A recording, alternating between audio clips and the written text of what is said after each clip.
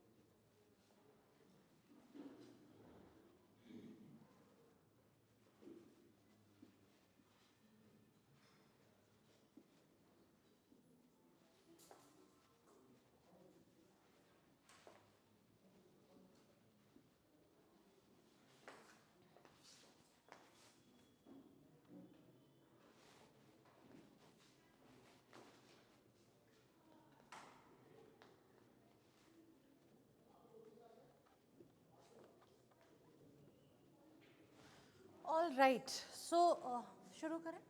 ठीक है. What do we mean by swap? What do we mean by swapping? Exchange, right? Financial swap क्या होगा? Exchange of what? Money, cash flow. So exchange of cash flow on certain terms is financial swap, right? किस basis पे कब कैसे compute होंगे वो cash flows, that the swap agreement will tell. Swap agreement बताएगा कि when the cash flow has to be exchanged and how the cash flows have to be computed, कि कितना कौन देगा, कितना उसको मिलेगा, will be computed by the swap agreement. There are various kind of swaps. We have interest rate swaps, we have currency swaps, we have equity swaps, we have credit default swaps, and there may also be other kind of swaps. We will be focusing first on interest rate swaps, then on currency swaps. We'll briefly talk about equity swaps and briefly talk about credit default swaps. All right? So, good morning. Starting with interest rate swaps. Interest rate swap का मतलब तो समझ आता है ना, किसी ने किसी को like if I mean somebody is giving something, paying something and receiving something. The other party is receiving something and paying something else. Cash flow का exchange हो रहा है. Interest rate swaps, you may write that interest payment based on fixed rate loans, interest payments based on fixed rate loans are swapped for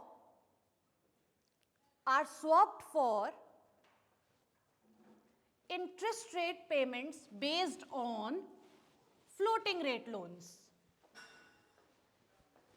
Interest rate payment based on fixed rate loans are swapped for interest payments based on floating rate loans. Do we understand floating rate loans? लिख लिया? Change होता रहता है, float होता रहता है, change होता रहता है, कोई रेफरेंस रेट होता है, कोई बेंचमार्क रेट होता है. फॉर एग्जाम्पल लाइबोर सुना है? सुना है? लाइबोर क्या होता है? London interbank offered rate. So the banks decide what is their cost of borrowing and that acts like a reference rate, a risk free rate of return in the economy. बहुत बारी risk free rate क्या चल रहा है हम LIBOR rate को reference कर देते हैं. ठीक है, तो जब लोन प्राइसिंग होती है किसी के लिए, किसी को फ्लोटिंग रेट लोन इशू करना है, तो वो लाइबोर प्लस समथिंग हो सकता है, माइनस समथिंग हो सकता है, depending upon the riskiness of the creditor of the borrower. अब like there is MIBOR, Mumbai Interbank Offered Rate. So there are various reference rates that are given by the banks themselves. कुछ very credit worthy financial institutions get together and tell them that this is my cost of borrowing, right? तो ये cost of borrowing का एक average बन जाता है और ये एक sound institution के लिए rate हो जाता है. Risk free rate of return, ठीक है, कि इतना वो पे कर सकते हैं, तो this is what we expect of any other borrower कि इतना तो हम उससे लेंगे ही, अगर वो डिफॉल्ट करने की उसकी प्रोबेबिलिटी ज्यादा है तो प्रीमियम चार्ज कर देंगे। सो लाइबोर प्लस 1% का लोन इशू कर दिया, लाइबोर प्लस 2% का लोन इशू कर दिया। तो ये लाइबोर क्या है, चेंज होता रहता है हर वीक, हर महीने। LIBOR is determined for various मैच्योरिटीज, 6 month LIBOR, 3 month LIBOR, 1 year LIBOR, 5 year LIBOR, right, कि दीज बैंक्स आर टेलिंग कि अगर मैं 3 महीने के लिए पैसा लूंगा तो मैं इतना रिटर्न दूंगा, 6 महीने के लिए दूंगा तो मैं इतना रिटर्न दूंगा। एज द फाइनेंशियल और as the economy changes, this LIBOR gets revised है every 6 months, every week, every month. LIBOR are determined based upon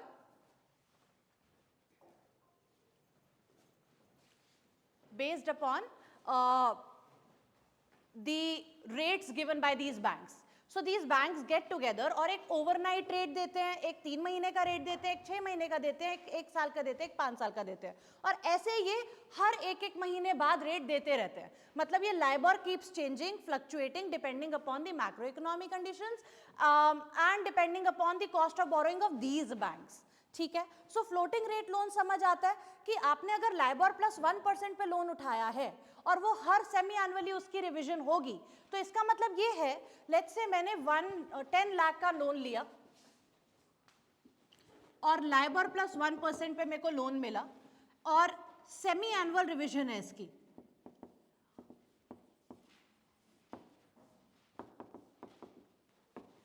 और पेमेंट भी सेमी एनुअल है। मतलब इस पे जो मेरा इंटरेस्ट पेमेंट होगा, लेट्स से आज मेरे को लोन इशू हुआ और आज जो लाइबोर चल रहा है वो चल रहा है 6%, ठीक है। आज से 6 महीने बाद पहली इंटरेस्ट पेमेंट जाएगी based on the LIBOR today, ठीक है। आज 6% चल रहा है, तो 6 महीने बाद after 6 months I will be paying 10 lakh पे कितना परसेंट, 7%, 6 + 1 7%, विच मीन्स 7,000 ही आएगा ना, या जो भी 7,000। अब 6 महीने बाद उसके 6 महीने, एक सेकेंड, ये 6% पर एनम है, ठीक है। सो सेमी एनुअल है 3,500, ठीक है। इसके 6 months बाद अब जो पेमेंट होगी, ये पहला इंटरेस्ट पेमेंट है। नेक्स्ट 6 months बाद जो इंटरेस्ट पेमेंट होगी, again that will depend upon, let's say 0, 1, 2, 3, 4, ये 6 महीने बाद पीरियड है, फिर ये उसके 6 महीने बाद का पीरियड है, and so on so fourth. तो इस पीरियड में जो पेमेंट हो रही है that is LIBOR plus 1% and LIBOR today is 6%। तो इस पीरियड का जो इंटरेस्ट पेमेंट है, it will be computed based on the LIBOR today, right.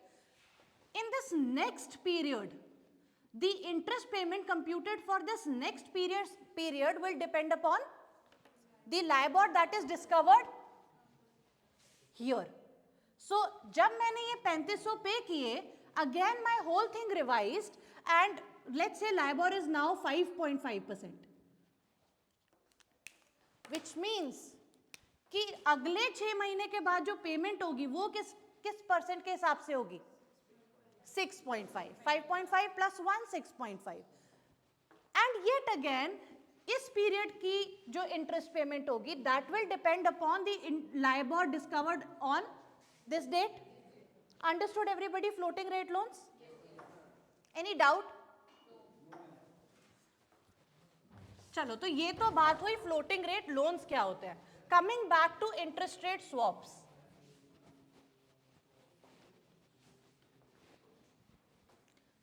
Coming back to interest rate swaps, आपने क्या लिखा है इंटरेस्ट रेट स्वैप्स में क्या हो रहा है, the interest payments based on fixed rate loan is swapped for the interest payments based on floating rate loan. Let's say एक पार्टी ए है, this is say party A and this is party B. whenever I call payer, he is the one paying fixed rate based interest payments. Understood? Whenever I say payer, payer is the one who's paying fixed rate interest payments based on fixed rate loans. And whenever I say receiver, receiver is the one receiving interest payments based on fixed rate loan. तो ये pair और receiver किसके context में बोल रहे हैं हम? जो फिक्स्ड रेट दे रहा है वो पेयर है और जो फिक्स्ड रेट ले रहा है वो रिसीवर है। तो जो फिक्स्ड रेट दे रहा है उसको मिल क्या रहा है? किस? Payments based on floating rate.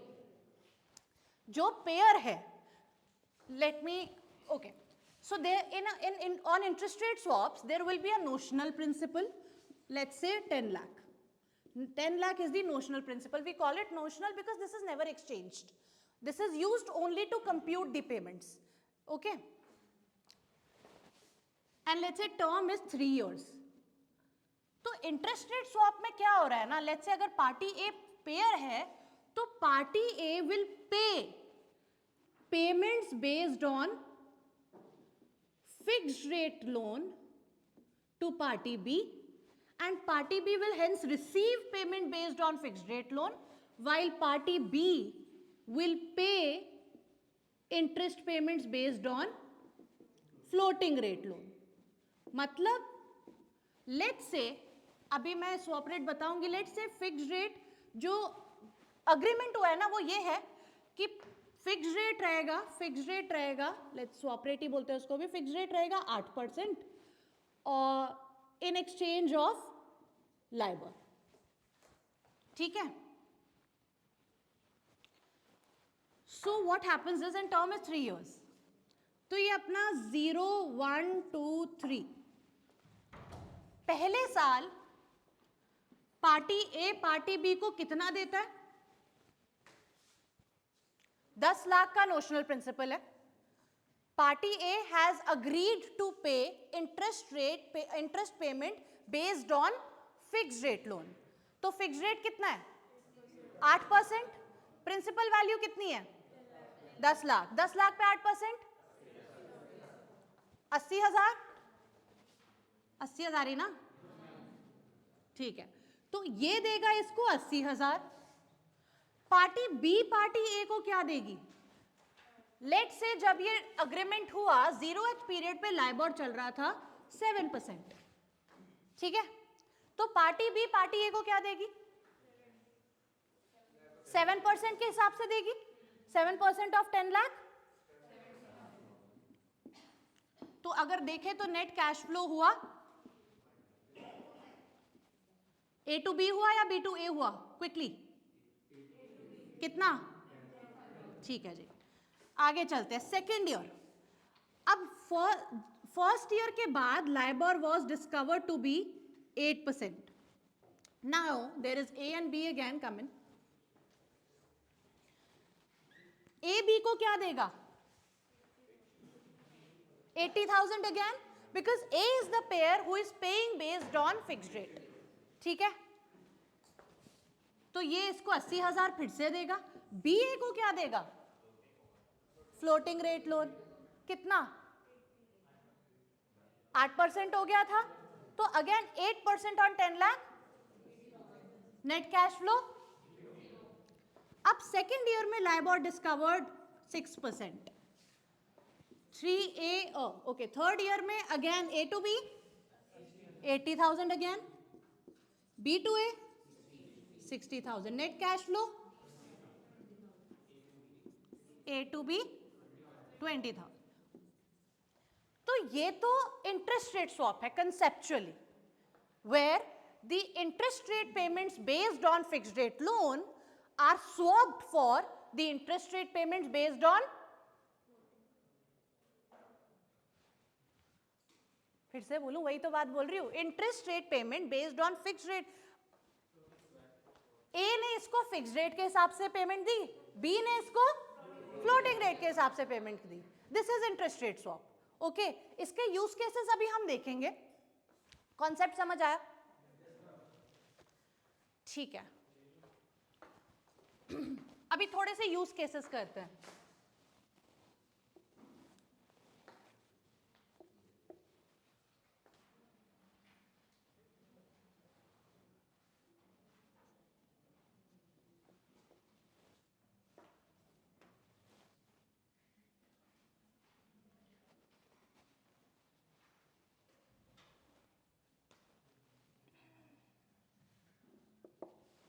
Okay, let's say there's a bank.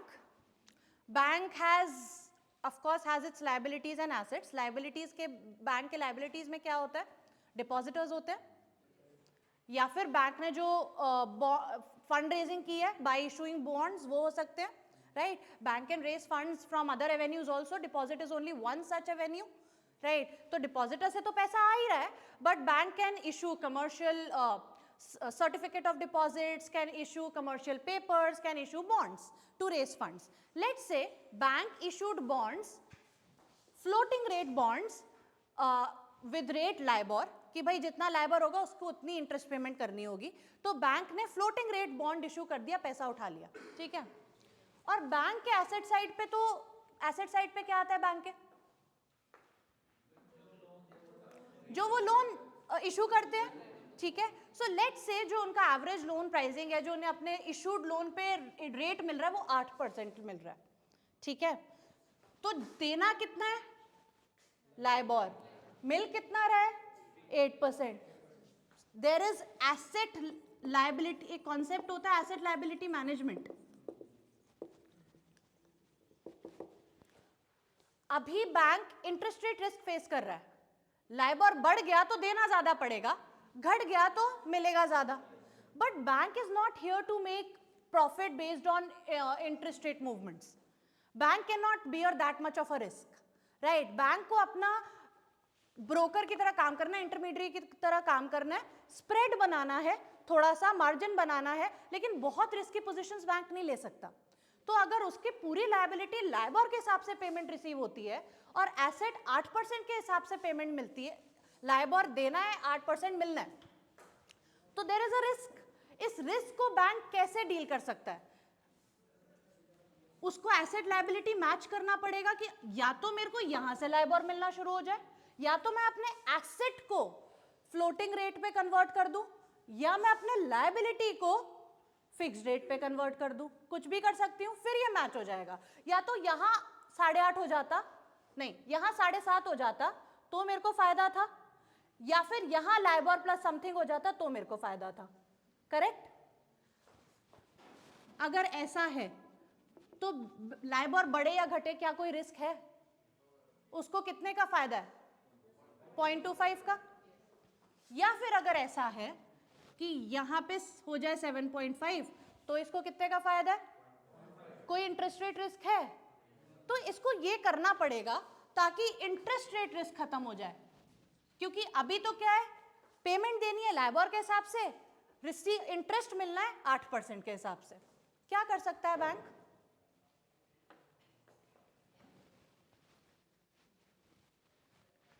क्या कर सकता है बैंक? बैंक को अगर मैं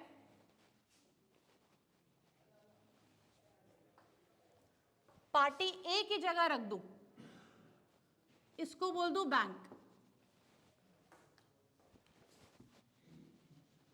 ये बैंक है हमारा जिसको ओरिजिनली LIBOR के हिसाब से पेमेंट देनी है और LIBOR के हिसाब से पेमेंट देनी है और 8% के हिसाब से पेमेंट मिलनी है. सो बैंक अगर पार्टी ए की जगह आ जाए, if party A is bank, तो क्या उसकी प्रॉब्लम सॉल्व हो जाएगी? तो पार्टी ए क्या कर रही थी? फिक्स रेट पे जो पेमेंट आ रही थी उसको बी को दे रही थी, और फ्लोटिंग रेट पे जो पेमेंट आ रही थी बैंक को मिल रही थी, right? So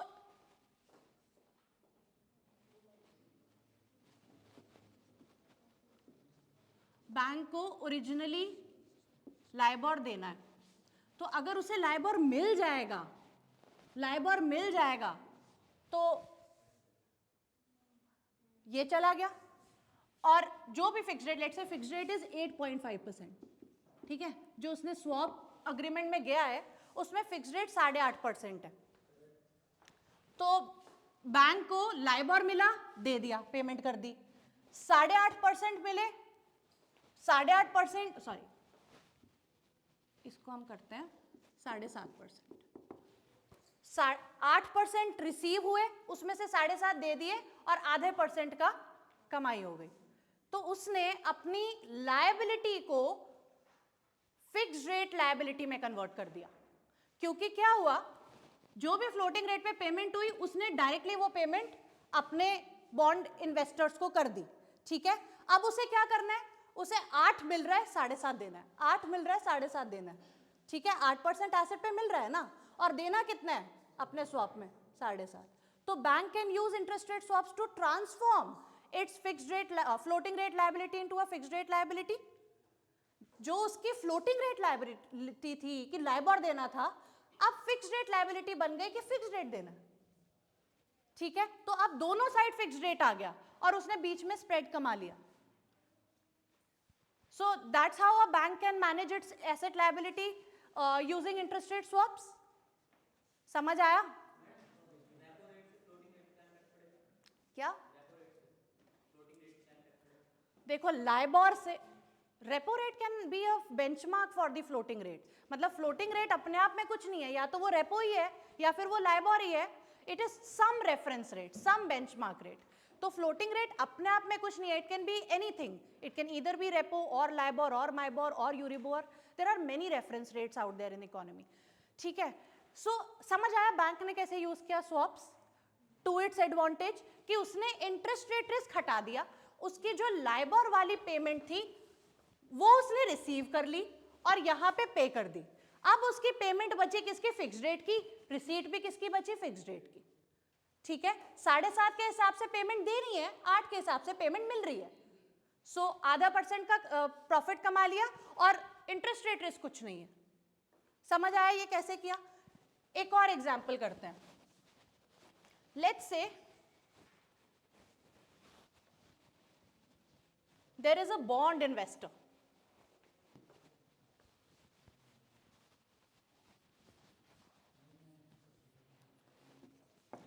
let's say there is a bond investor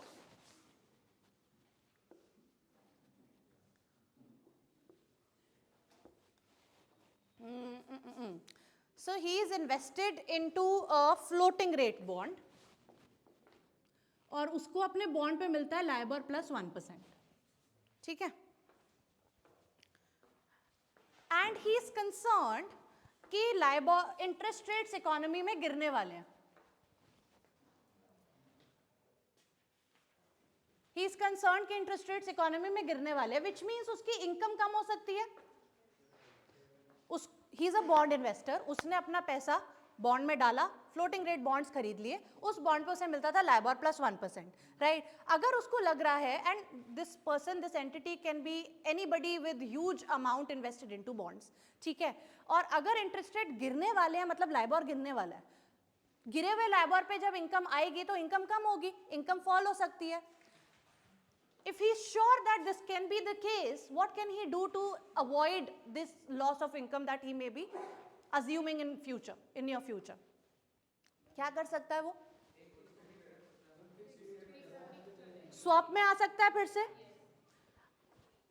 LIBOR मिल रहा है तो वो ऐसा स्वैप ले जहां पे वो लाइबॉर पे कर रहा हो और फिक्स्ड रिसीव कर रहा हो, कि भाई लाइबॉर प्लस 1% मिल रहा है, ऐसे स्वैप में एंटर कर लो जहां पे लाइबॉर प्लस 1% या लाइबॉर पे करना हो और फिक्स्ड रिसीव करना हो, देन ही विल नो कि मेरे को इतना तो मिल रहा है, चाहे लाइबॉर गिरे या बढ़े, at least there is no uncertainty, और the if he is very sure कि लाइबॉर गिरने वाले हैं, क्योंकि बहुत बारी इन रेट्स में फिक्सिंग होती है, these banks get together and internally पता लग जाता है कि रेट्स गिरने वाले हैं, so they can take such position in swap market and hence he will be what, इसने अपनी पोजीशन हेज कर ली एक तरीके से, बैंक ने भी जैसे अपनी पोजीशन हेज कर ली थी, there was no interest rate risk, अब यहां पे इंटरेस्ट रेट रिस्क नहीं बचा, लाइबॉर जो मिलना था बॉन्ड से वो उसने दे दिया और उसके अगेंस्ट 8% के हिसाब से इंटरेस्ट पेमेंट रिसीव कर ली।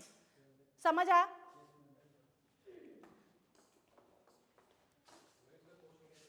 क्वेश्चन पे तो अभी हम आएंगे, पहले कॉन्सेप्ट तो समझो। तो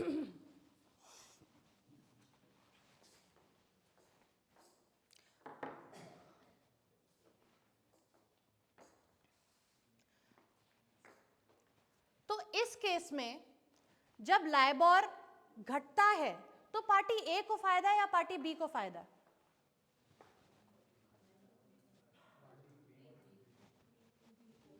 पार्टी बी को फायदा है। इंटरेस्ट रेट घटा तो पेमेंट्स कम हो जाएंगी और पार्टी ए के लिए नुकसान है। तो अगर पार्टी बी, अगर किसी को लग रहा है कि रेट्स मार्केट में गिरने वाले हैं तो वो पेयर पोजीशन लेगा या रिसीवर पोजीशन लेगा? अगर किसी को लगता है कि लाइबोर के रेट्स गिरने वाले हैं, इंटरेस्ट रेट्स गिरने वाले हैं, तो पेयर पोजीशन या रिसीवर पोजीशन? रिसीवर लेगा। देखो अब ये याद रखो, pair means paying based on fixed rate loan, receiver means receiving based on fixed rate loan. ठीक है, पेयर और रिसीवर किसके कॉन्टेक्स्ट में बात हो रही है? So this is how we use it in generally. ठीक है, पेयर मतलब वो फिक्स्ड रेट के हिसाब से पे कर रहा है, रिसीवर है, रिसीवर पार्टी है तो मतलब वो फिक्स्ड रेट के हिसाब से रिसीव कर रहा है। ठीक है, तो अगर मुझे लगता है कि फ्लोटिंग रेट्स गिरने वाले हैं तो मैं फिक्स्ड रेट रिसीव करूंगी ना, फ्लोटिंग रेट थोड़ी रिसीव करूंगी। अगर इंटरेस्ट रेट गिरने वाला है तो I would like to receive interest payment based on fixed rate and not floating rate, hence I would like to take the receiver position. तो रिसीवर को लगता है कि इंटरेस्ट रेट्स गिरने वाले हैं और पेयर को लगता है कि इंटरेस्ट रेट्स बढ़ने वाले हैं। ये समझ आया कंक्लूजन? सबको any doubt? You have a doubt sir? हाँ जी, हाँ। Not in all cases. Only for like market में हमेशा काउंटर एक्सपेक्टेशंस होती हैं, तभी मार्केट में ट्रांजैक्शन होती है। Market is based on the genesis of counter expectation. किसी को लगता है इंटरेस्ट रेट गिरेगा तो किसी कोई होगा जिसे लगेगा कि इंटरेस्ट रेट बढ़ेगा। तो अगर मुझे लग रहा है गिरेगा तो मैं रिसीवर पोजीशन लूंगी, मैं फिक्स्ड रेट पे रिसीव करूंगी और फ्लोटिंग पे करूंगी, क्योंकि गिरे हुए पे करना चाहूंगी ना। और जिसको लग रहा है कि बढ़ेगा वो फ्लोटिंग के हिसाब से रिसीव करेगा और फिक्स के हिसाब से पे करेगा, क्योंकि वो बढ़ा हुआ रिसीव करना चाहेगा। राइट? Understood everybody? चलो भाई, अब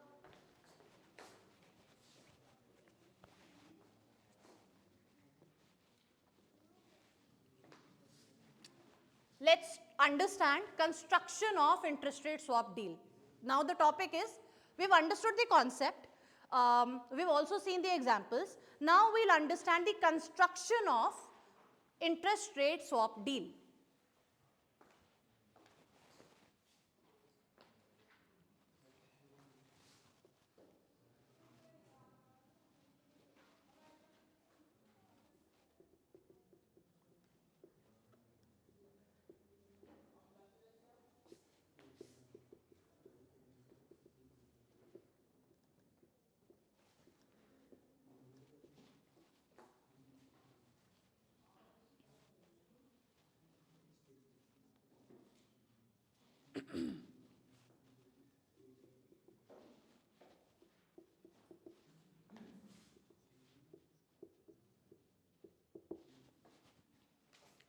So there is party A and party B. Party A is more credit worthy than party B. ठीक है, which means party A की probability of default is lower than the probability of default of party B. Hence party A is more credit worthy to party B.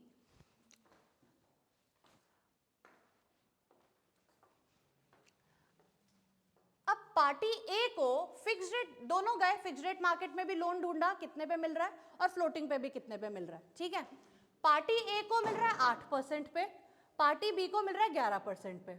ठीक है, मतलब party B को यहाँ 3% ज्यादा देना पड़ रहा है पार्टी ए से, क्योंकि वो उसका प्रोबेबिलिटी ऑफ डिफॉल्ट ज्यादा है और क्योंकि ये फिक्स्ड रेट मार्केट है। फिक्स्ड रेट लोन मार्केट में रेट फिक्स हो जाता है, you can not revise the terms. Once the agreement is formed, the agreement is formed. You cannot change the terms, look at the balance sheet of parties and then redevelop the loan structuring. आप नहीं कर सकते। आपने fixed rate loan issue किया है तो वो वैसे ही रहेगा, चाहे वो उसके प्रॉफिट एंड लॉस में प्रॉफिट हो रहा है, लॉस हो रहा है, उसको उतना देना है। ठीक है, और एक फ्लोटिंग रेट मार्केट में दोनों गए, पार्टी ए को मिला लाइबोर पे, पार्टी बी को मिला लाइबोर प्लस 1% पे। तो पार्टी बी को कंपैरेटिव एडवांटेज कहां है? लाइबोर प्लस 1 पे, कि भाई यहां तो पार्टी बी को 3% एक्स्ट्रा पे लोन मिल रहा है, वहां पे सिर्फ 1% एक्स्ट्रा पे लोन मिल रहा है, क्योंकि फ्लोटिंग रेट मार्केट है, बैंक को लगता है कि हर 6 महीने बाद रेट रिवाइज करेंगे, हम पूरे टर्म को भी रिवाइज कर सकते हैं.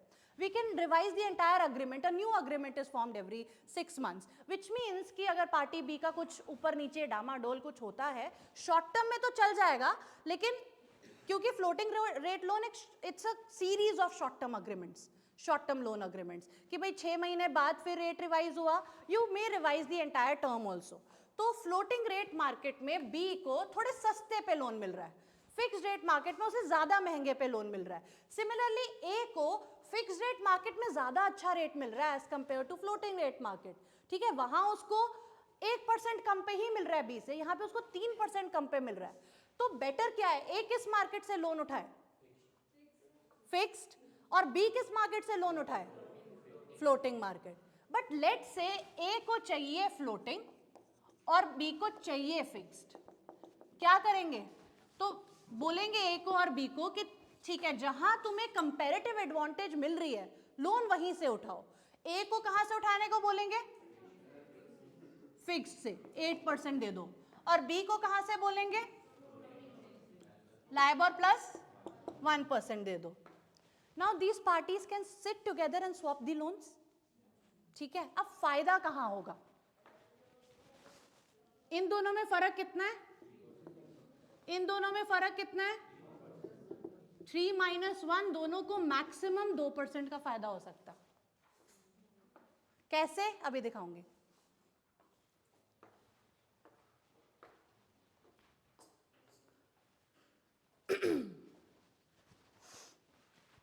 So the maximum benefit that both of them can derive in this deal is equal to 2%. कैसे निकाला? इसका डिफरेंस एंड देन इनका डिफरेंस. ठीक है, ये याद रखना है. ए निकाला, बी निकाला, ए माइनस बी कर दिया. This is the maximum benefit that one can derive out of the deal. अब हो सकता है 2% का पूरा बेनिफिट ए रख ले या दोनों आपस में आधा आधा बांट ले. तो लेट्स अज्यूम कि दोनों आपस में इस बेनिफिट को आधा आधा बांट रहे हैं. 1% का बेनिफिट मैं दे देती हूं ए को और 1% का बेनिफिट मैं दे देती हूं बी को. कैसे देंगे?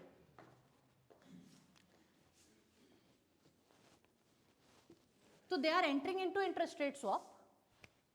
अब इसमें मुझे बताओ कि पेयर और रिसीवर कौन है? सबसे पहले तो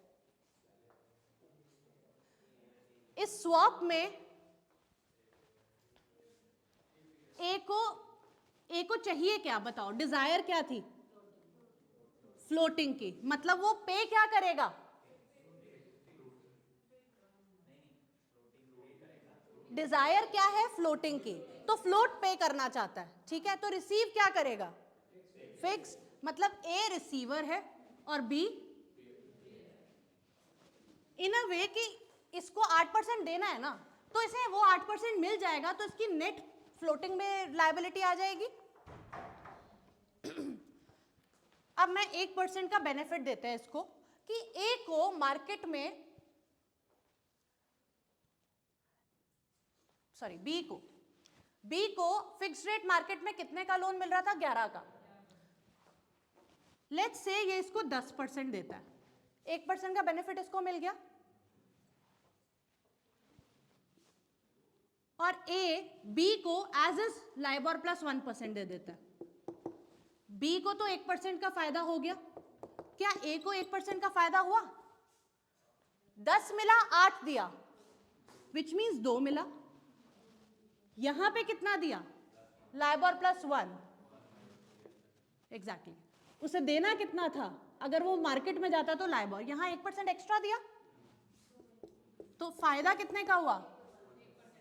and you have constructed a deal.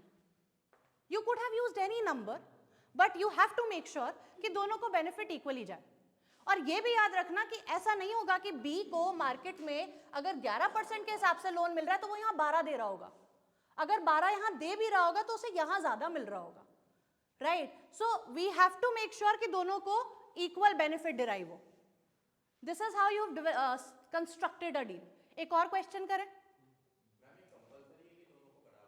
नहीं, वो दोनों के बीच का एग्रीमेंट है. देखो अगर हम दोनों बैठे तो नेगोशिएट करने बैठेंगे, मैं चाहूंगी मुझे ज्यादा मिले, तू चाहेगा तुझे ज्यादा मिले, बट अगर डील स्ट्राइक होगी तो एटलीस्ट बराबरी के हिसाब से ही होगी ना, मतलब मैं कैसे I will let you, so see we don't know each other, I don't know कि मेरे को फ्लोटिंग पे लोन चाहिए, मेरे को नहीं पता कि तेरे को फिक्स पे चाहिए, मैं जाऊंगी बैंक के पास, तू भी जाएगा बैंक के पास, और बैंक हमारी काउंटर पार्टी बनेगी, हम दोनों को पता ही नहीं चलेगा कि हमें फायदा हो रहा है या नुकसान हो रहा है, पर हमें यह पता चलेगा कि मार्केट से मेरे को कम मिल रहा है, लेकिन कितना मिल सकता था कम और कितना कम मिल रहा है, that is bank how he place, वो अपना भी शेयर रखेगा, तो हम उसकी बात भी करेंगे, पहले हम बेसिक टू पार्टी सिस्टम समझ रहे हैं अभी। You have a question? बिल्कुल, तो ये जो 2% था ना, 1% अब बैंक ही रख लेगा, आधा और आधे का मेरे को फायदा होगा, आधे का पार्टी को, आधे का, वो अभी मैं बीच में बैंक इंट्रोड्यूस करूंगी, आई विल शो यू। एक और ऐसा ही क्वेश्चन करें या बैंक के साथ करें? आप क्वेश्चन बैंक के साथ कर ले, समझ आ गया ये?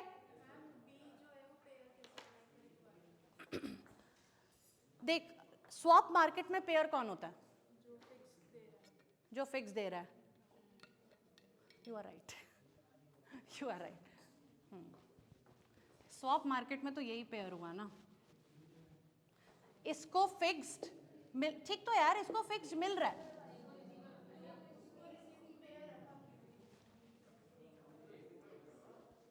व्हाट डू यू से, ए क्या होना चाहिए?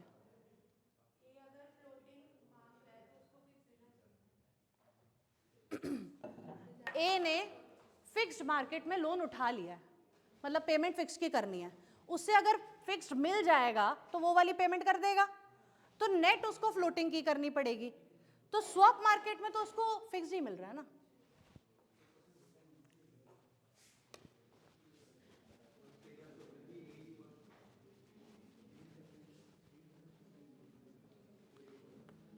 स्वैप में उसको फिक्स्ड के हिसाब से रिसीव हो रहा है ना, जो वो जाके अपने लायबिलिटी की तरफ दे रहा है, तो स्वैप में वो रिसीवर है, स्वैप मार्केट में इतना कंफ्यूज होने की जरूरत नहीं है, ऐसे ही समझ लो, पेयर रिसीवर छोड़ो।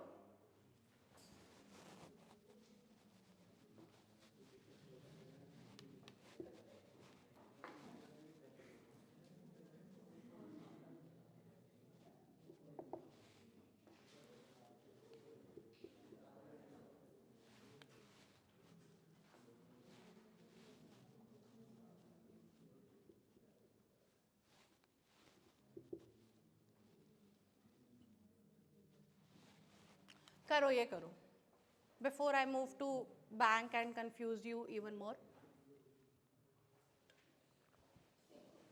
you have to construct a swap deal out of it in such a way that profit is equally or benefit is equally distributed.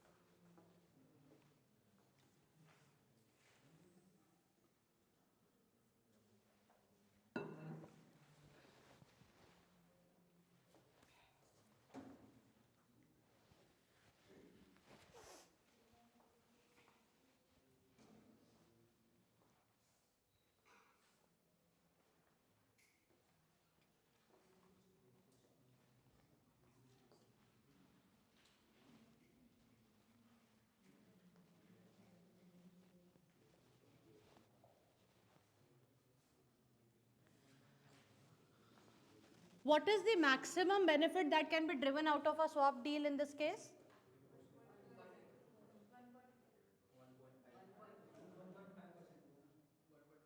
1.5.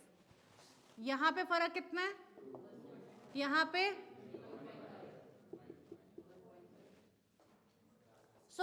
अगर आधा आधा बंटना है तो 0.75 का फायदा उनको होना चाहिए, 0.75 का फायदा पार्टी बी को होना चाहिए। पार्टी ए को क्या लोन लेना चाहिए आइडियली इस केस में? लोन किस रेट पे लेना चाहिए? फ्लोटिंग पे। कंपैरेटिव एडवांटेज ए की फ्लोटिंग में, उसे सिर्फ आधा % ज्यादा देना पड़ रहा है, सो लाइबोर प्लस 0.5% ए ने लोन उठा लिया, बी ने कितने पे उठाया? 7%।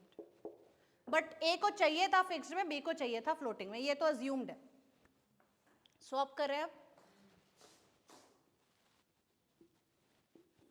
बताओ भाई क्या नंबर्स डालूं, कोई भी अपना एक कोई आंसर बता सकता है।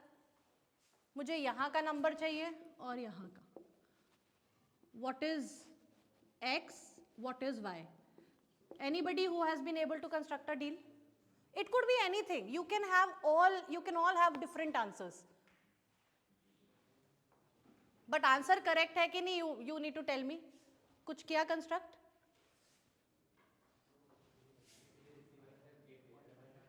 बताओ बताओ। नीचे तुमने डाला 8.5, ओके, और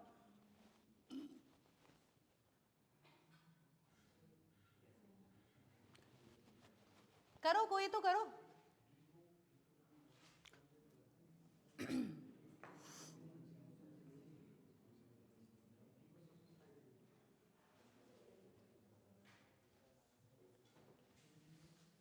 हाँ जी, बी को 6 ओके, और यहाँ पे ये डील इकट्ठे बनेगी, एक्स और वाई दूसरे पे डिपेंडेंट है, सिर्फ यहां का निकालने से वहां नहीं मतलब। ओके 6.5 के हिसाब से चलो, तो यहाँ क्या आना चाहिए? L plus 0.5, okay, let's check. So what happens is, B के केस में और A के केस में देखते हैं।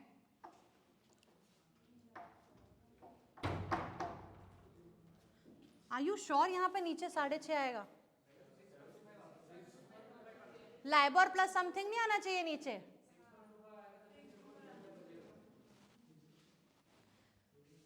देखो A ने मार्केट में फ्लोटिंग रेट लोन उठाया है और B ने फिक्स्ड रेट लोन उठाया है। A को अपना फ्लोटिंग रेट लोन कन्वर्ट करना है फिक्स्ड में, ठीक है? तो मतलब जो आ रहा है उसे वो मिल जाए और जो देगा वो फिक्स्ड रेट के हिसाब से देगा।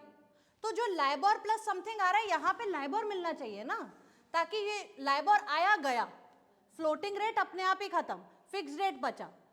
नीचे वाले एरो पे फिक्स नहीं हो सकता, नीचे वाले एरो पे बी ए को लाइबर के टर्म्स में देगा और ए बी को फिक्स रेट के टर्म्स में देगा, ठीक है? तो पहले तो यही गलत हो गया। सबसे पहले जब ये डिफाइन कर लोगे ना तो तुम्हें पता होगा कि इधर लाइबर आने वाला है और उधर फिक्स्ड आने वाला है, क्योंकि इसको अपना फिक्स खत्म करना है। ये आया ये गया, जो बचा वो ये बचा। समझ आया? फिर से करते हैं, let me do this question with you. A को बेटर रेट मिल रहा है फ्लोटिंग मार्केट में, उसने लाइबर प्लस 0.5% का लोन उठाया। बी को बेटर रेट मिल रहा है फिक्स्ड मार्केट में, उसने 7% के हिसाब से लोन उठा दिया। ए को चाहिए किस में था? फिक्स्ड में चाहिए था। बी को चाहिए था फ्लोटिंग में। तो अगर इसको फिक्स्ड में चाहिए तो इसको फ्लोटिंग के हिसाब से पेमेंट मिल जाए तो जो ये दे रहा होगा वो नेट फिक्स दे रहा होगा, ठीक है? और बी को चाहिए किस में था? फ्लोटिंग में। इसको फिक्स्ड के हिसाब से अगर पैसा मिल जाए तो जो ये दे रहा होगा वो किस में दे रहा होगा? फ्लोटिंग में दे रहा होगा, ठीक है? ओके,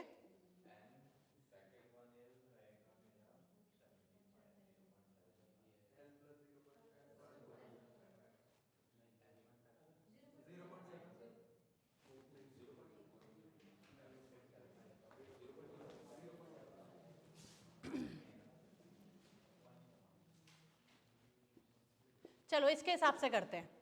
एक नंबर डाल दिया तुमने 6.25, ए बी को 6.25 दे रहा है, इसको देना कितना है? 7, ठीक है? तो यहां तो इसको 0.75 का तुमने लॉस कराया है। तो अब जो यहां मिलना चाहिए इसको, फ्लोटिंग रेट मार्केट में लोन किस हिसाब से मिल रहा था? फ्लोटिंग में लोन किस हिसाब से मिल रहा था बी को? एल। इसे कितना देना चाहिए कि इसको 0.75 का फायदा हो जाए? प्लस,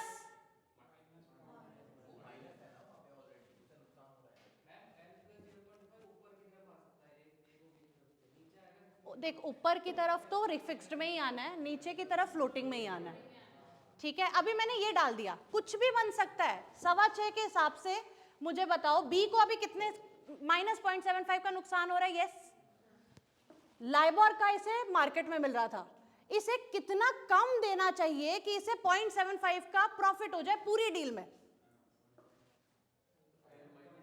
-1.25, क्योंकि अब इसको फायदा होगा। देखो 6.25 आया, 7 गया, 0.75 का नुकसान। यहां पे लाइबोर मिल रहा था, अब देना कितना पड़ रहा है? लाइबोर -1.25, 1.25 का प्रॉफिट। कुछ तो गलती की हमने, 1.5 होना चाहिए, 1.5, हाँ 1.5। सो 0.75 का फायदा होगा इसको, बी को, और अब आप चेक करोगे तो ए को भी 0.75 का ही फायदा हो रहा होगा।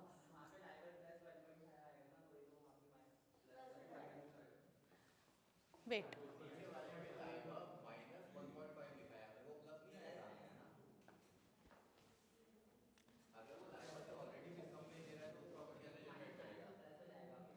ये पेमेंट है इसकी। देख ये 6.25 मिला, 7 गया, क्या हुआ? ठीक है, अब बी को ए को देना है, तो कम देना चाहेगा या ज्यादा देना चाहेगा फायदा लेने के लिए? मार्केट में उसे लाइबोर का मिल रहा था, मान लो नहीं, ये लिखा है ना, इसको बी को फ्लोटिंग रेट मार्केट में लाइबोर के हिसाब से, मैंने एल मान लिया 10% है, मार्केट रेट में अज्यूम करके चल रहा हूँ, तो हम कह रहे हैं कि उस 10 में से 1.5% को हम माइनस करके उसे दे रहे हैं, राइट? हम्म इस डील में एक कोई फायदा होगा 0.75 को, उधर पहले से क्यों नहीं आ रहा 0.75? उसको फायदा हो तो रहा है, ए को देखो, ठीक है, लाइबोर -1.5 तक आए पहुंचे। अब ए के लिए चेक करते हैं, ए को देना कितना है? लाइबोर +0.5, मिल कितना रहा है? -1.5, मतलब इसको कितने का नुकसान हुआ? यहां पे देना है लाइबोर +0.5, मिल रहा है लाइबोर -1.5, विच मीन्स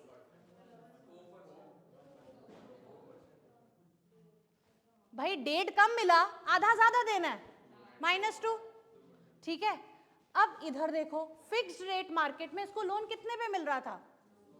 9, देना कितने पे पड़ रहा है? फायदा कितना है?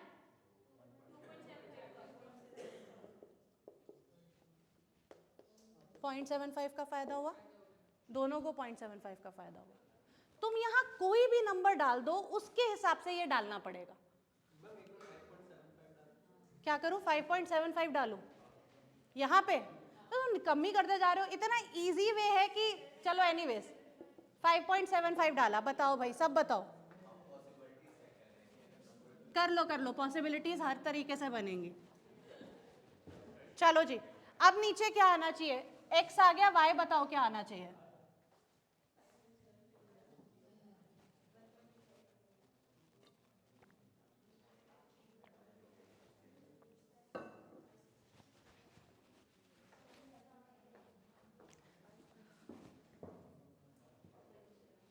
कर रहे हो ट्राई? मैं कराऊं?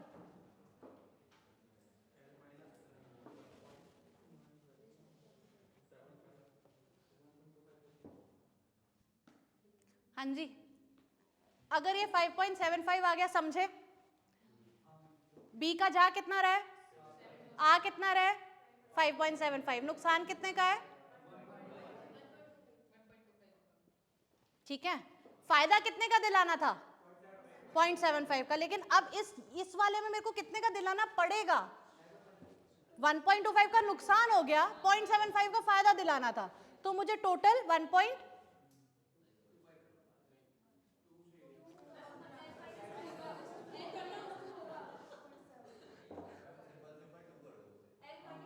नहीं, अब तुमने ऐसे नंबर लिखे हैं तो करो, कोई नहीं। 1.95 का फायदा दिलाना पड़ेगा ना, गलत। L माइनस 2 होगा, श्योर? हाँ ठीक है, इसको यहाँ पे 1.25 का नुकसान हुआ, बी ए को कितना दे कि उसको ओवरऑल डील में 0.75 का फायदा हो जाए, ठीक है? तो ओवरऑल डील मतलब मेरे को यहां पे क्या चाहिए, 0.75, so y minus x, y is equal to 2%। यहां से भी निकाल सकते हैं, अदरवाइज बी को फ्लोटिंग रेट मार्केट में लाइबोर के हिसाब से मिल रहा था, ठीक है? इसको 0.75 का फायदा दिलाना है और 1.25 का नुकसान ऑलरेडी हो चुका है, तो टोटल 2 का फायदा दिलाना है, विच मींस ये लाइबोर माइनस 2 इसको देगा। अब ए के पर्सपेक्टिव में चेक करो, क्या उसे फायदा मिल रहा है? मिल ही रहा होगा। फिक्स रेट मार्केट में उसे लोन किस हिसाब से मिल रहा था? 9%। देना कितना पड़ रहा है? 5.75। कितने का फायदा? श्योर 3.25, ठीक है। इसको मिल कितना रहा है यहाँ पे? LIBOR minus 2। देना कितना पड़ रहा है? लाइबोर प्लस 0.5, तो टोटल 2.5% एक्स्ट्रा देना पड़ रहा है। 0.75 ही आ रहा है ना? सो कुछ भी नंबर डाल लो, डील तो बनी जाएगी। You have to make sure कि अगर क्वेश्चन में लिखा है इक्वली प्रॉफिट डिस्ट्रीब्यूट होना चाहिए तो इक्वल करना है। मैं होती तो I would have not confused my self,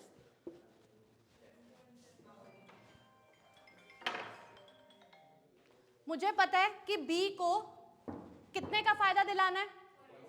0.75। B को फिक्स रेट मार्केट में लोन कितने का मिल रहा है? नहीं, रुको रुको रुको, इधर जाएगा लाइबोर, इधर आएगा फिक्स ना।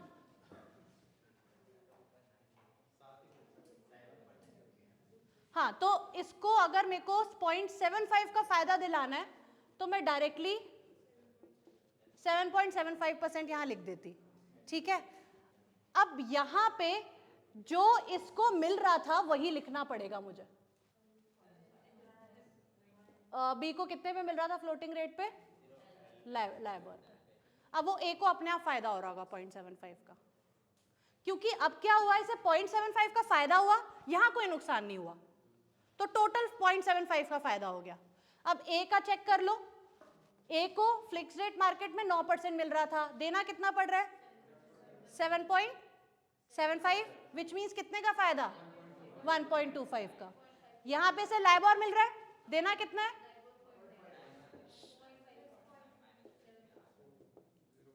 सो I would have done that. मेरा जो फिक्स रेट में जितने का फायदा देना है मैंने वो बढ़ा दिया, उसके बाद एज एज आएगा फ्लोटिंग रेट वाला नंबर। आपके आंसर्स भी एकदम ठीक है, अगर आप प्रॉफिट ठीक से डिवाइड कर पा रहे हो तो एकदम ठीक है, बस मुझे ये इजी लगता है। एक और क्वेश्चन दूं कि बैंक इंट्रोड्यूस कर दे? अब एक और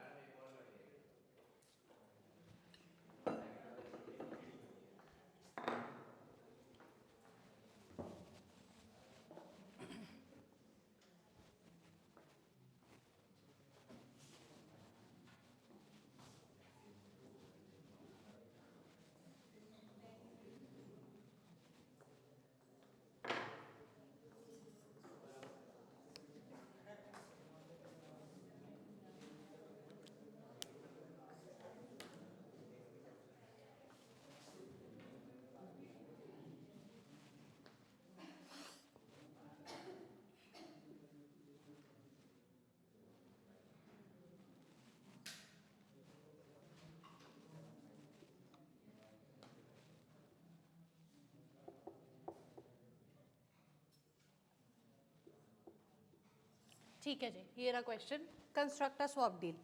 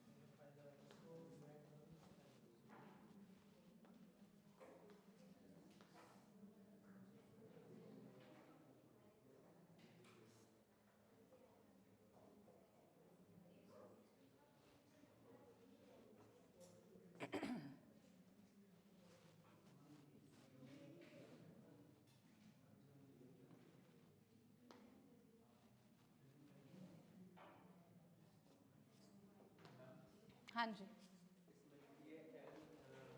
ओके, वेट वेट वेट,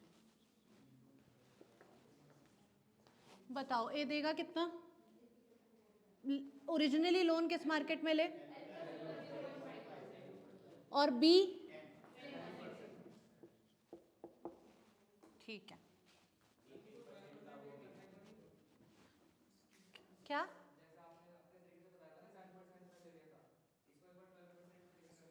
अच्छा रुको पहले, 12 क्यों होगा? नहीं ऐसे कैसे अज्यूम कर लूँ? देख फायदा कितना हो सकता है मैक्सिमम, पहले फायदा निकालो, ए क्या है? दिस माइनस दिस, ये A minus B, 2% is the maximum benefit. अब अगर मुझे आधा आधा डिवाइड करना है तो मैं क्या लूं? 11। हाँ जी, यू वर सेइंग, कोई कुछ कह रहा था। अगर मैं यहाँ 11 ले लेती हूँ तो यहाँ क्या लिखूंगी? L। क्या A को 1% का बेनिफिट मिल रहा है? कैसे मिल रहा है? 1.5% का बेनिफिट यहाँ मिल गया, आधा यहाँ दे दिया तो 1% का बेनिफिट, और उसको तो 1 का मिल ही रहा है। इजी लगा ये तरीका? ठीक है, हाँ जो भी है। तुम अपने से भी कर सकते हो, you if you want another number I can put another number, anybody with another number, ये तरीका ठीक है? कोई कहीं अटका है इस क्वेश्चन में अभी तक? सर मैंने क्या किया, 2% तक आ गए हो सर आप कि भाई टोटल बेनिफिट 2 मिलेगा, ए को 1 देना है, बी को 1 देना है, ये भी आ गया। बी का जा कितना रहा है? 10 जा रहा है, ये भी लिख लिया आपने, ये दोनों चीजें लिख ली कि ओरिजिनली ए को इस मार्केट से लोन उठाना चाहिए और बी को इस मार्केट से लोन उठाना चाहिए, ये लिख लिया था कि भाई ए का कंपैरेटिव एडवांटेज है फ्लोटिंग मार्केट में तो फ्लोटिंग वाला लोन उठा, बी का है फिक्स्ड में तो फिक्स्ड वाला लोन उठा। अब बी को 10 देना है, कितना मिले कि 1% का फायदा हो जाए? 11। ऐसे आया 11, जैसे ही आप यहाँ 11 लिख दोगे, ए को जितना मिल रहा था मार्केट में लोन उतना ही लिख दो। ए को फ्लोटिंग मार्केट में लाइबोर प्लस 0.5 मिल रहा था तो लाइबोर प्लस 0.5 लिख दो, डील बन गई। ठीक है, understood? Okay, now A and B doesn't know each other. A goes to an agent, financial intermediary, bank, and hence B goes there. तो बीच में आएगा फाइनेंशियल इंटरमीडियरी। ठीक है, अब क्या होगा? A इसको देगा और B बैंक इसको देगा, बैंक लिख देती हूँ उसको।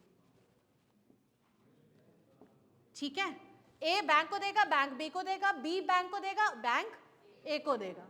ये तो रोल है फाइनेंशियल इंटरमीडियरी का, बट ये सारी कथा करने के लिए वो कुछ कमाएगा तो अपना एक स्प्रेड रखेगा। ठीक है, टोटल बेनिफिट डील से कितना हो सकता है? 2। अब ये जो 2 में डिवाइड हो रहा था, अब कितने में डिवाइड होगा? 3 में। ठीक है, लेट्स से क्वेश्चन में गिवन है कि 50% बेनिफिट बैंक अपने पास रख रहा है और बाकी 50% पार्टीज को बेनिफिट मिल रहा है, विच मीन्स कि 2% में से कितना स्प्रेड बैंक रख रहा है अपने पास? 1%, और बाकी 1 को 0.5 उधर 0.5 इधर। अंडरस्टूड?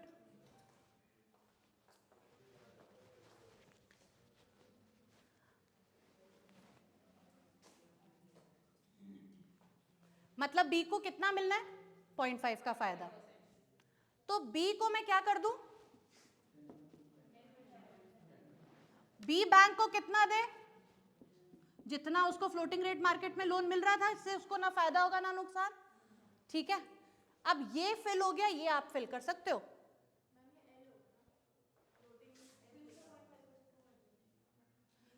बी को एल पे मिल रहा है, सॉरी, हाँ तुमने यहां भी गलत लिखवाया। हाँ ठीक है, बी को एल पे मिल रहा है। हाँ,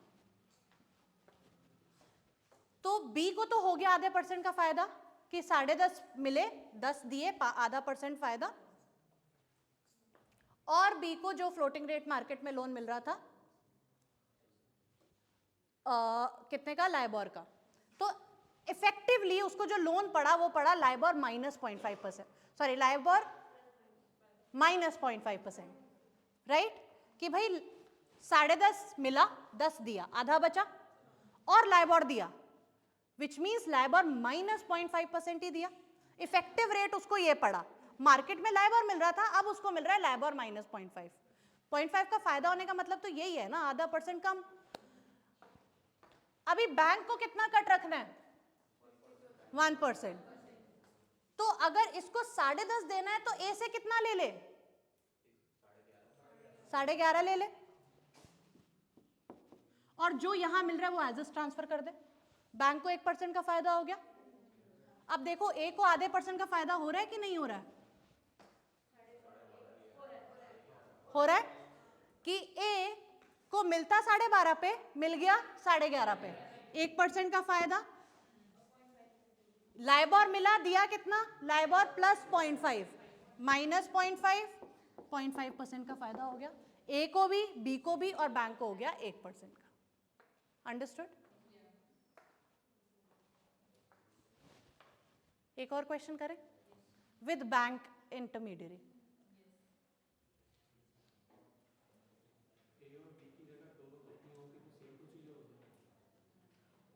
ए और बी की जगह कंपनी बोल रहे हो ना, सेम प्रोसीजर। ए और बी एंटिटीज ही हैं, हम और आप कहाँ जा रहे हैं फिक्स्ड को फ्लोटिंग में कन्वर्ट करने, नहीं मतलब यही क्वेश्चन था ना तुम्हारा कि ए और बी क्या है। नहीं वो पार्टी है, तो ए और बी की जगह कंपनी होती है, जैसे लेट्स सपोज कंपनी है, कंपनी बी, अब बैंक उससे 2.5% कमीशन चार्ज करता है। It's like a bank, okay, वहाँ पे कोई मीडिएटर कंपनी है जो खुद corporate it could be anything, company, bank, तो इस केस में एंटिटी। फिर अगर कंपनी इंट्रोड्यूस होगी तो 0.5% अगर कमीशन चार्ज कर रहा था। यहाँ पे तो बोल रहा है कि कंपनी है, हाँ लेट्स से आईबीएम है और एक माइक्रोसॉफ्ट है, तो वो भी बैंक के पास जा रहे हैं ना कि भाई मेरे को अपना फ्लोटिंग रेट लोन फिक्स्ड में कन्वर्ट करना है।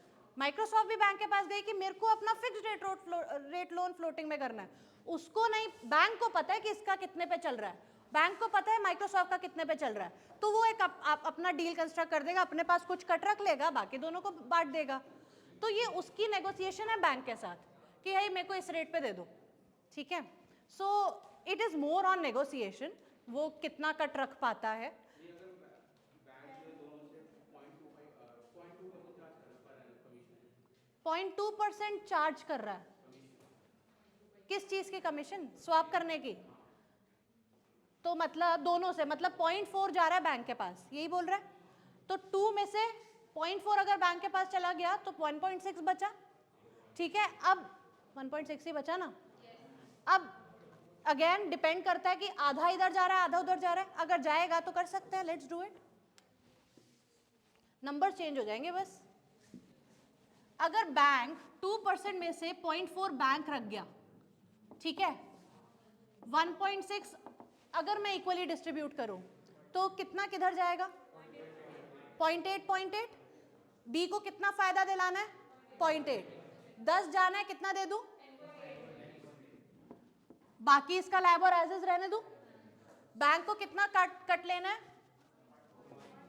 तो ये अगर इसे 10.8 देना है तो कितना ले ले,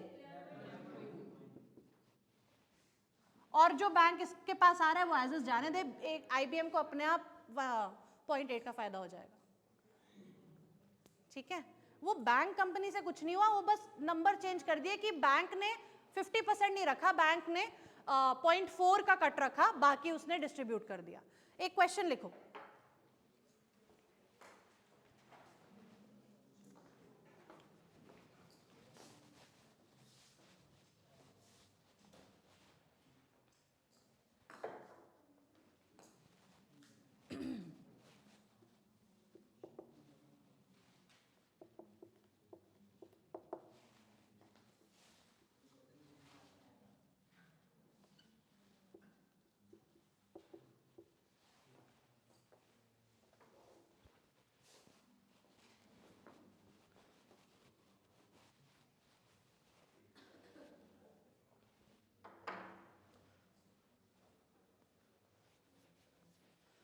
Construct a swap deal given the information.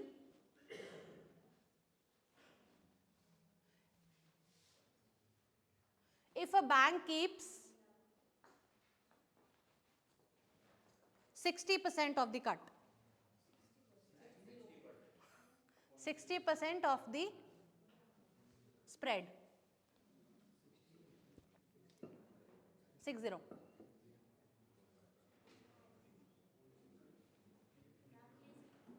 Construct a swap deal if the bank keeps 60% of the share.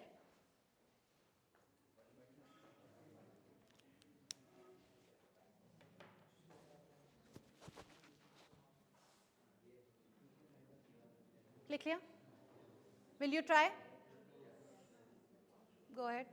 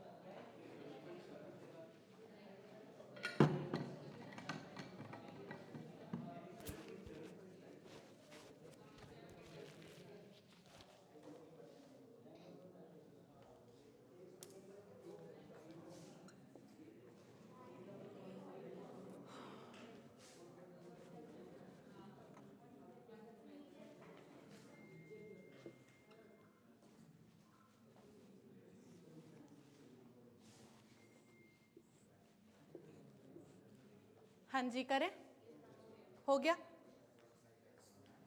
बताओ फिर नंबर्स बताओ, यहाँ पे बताओ क्या लिखूं? ओके, यहाँ ओके, अभी 7 ओके, 9 ओके,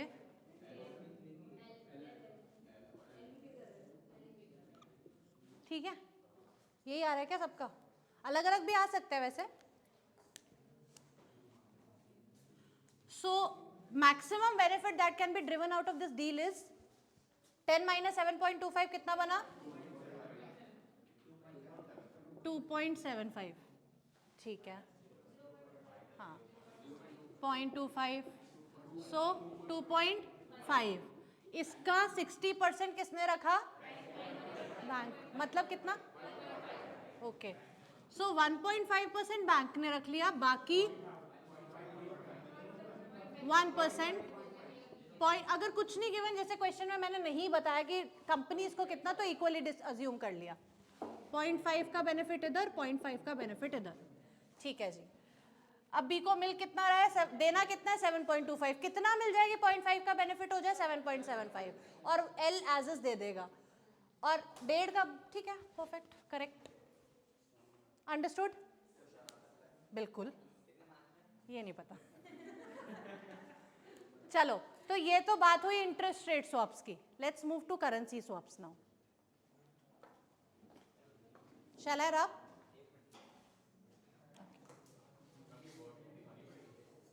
ना ना, this is the final answer that would be needed. ये तो दिखाना ही पड़ेगा, ये नहीं दिखाओगे तो क्या दिखाओगे? वर्किंग क्या है इसमें?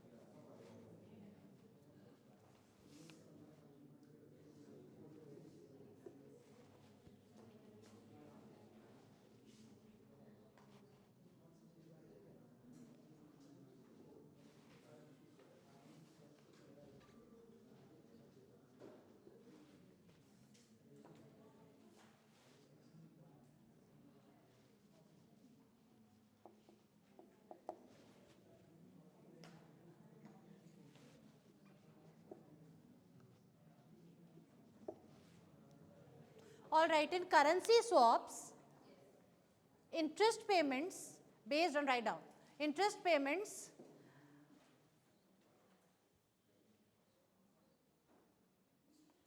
based on a certain currency denominated loans, interest payments based on a certain currency denominated loan is swapped for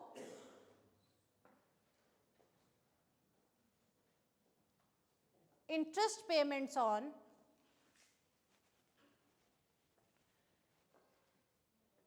another currency denominated loan. Another currency denominated loan. The principal value, full stop, continue, the principal value, yes.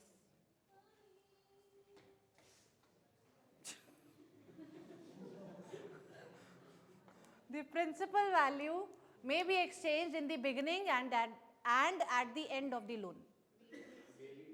May be exchanged in the beginning and at the end of the loan.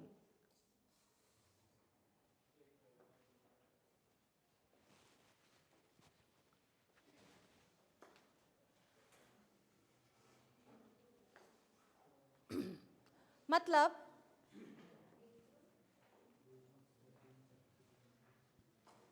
Microsoft को loan चाहिए लेकिन उसको अपने Indian subsidiary में invest करना है और उसको रुपए डिनोमिनेटेड लोन चाहिए। और टीसीएस को अपने यूएस सब्सिडरी में इन्वेस्ट करना है और डॉलर डिनोमिनेटेड लोन चाहिए।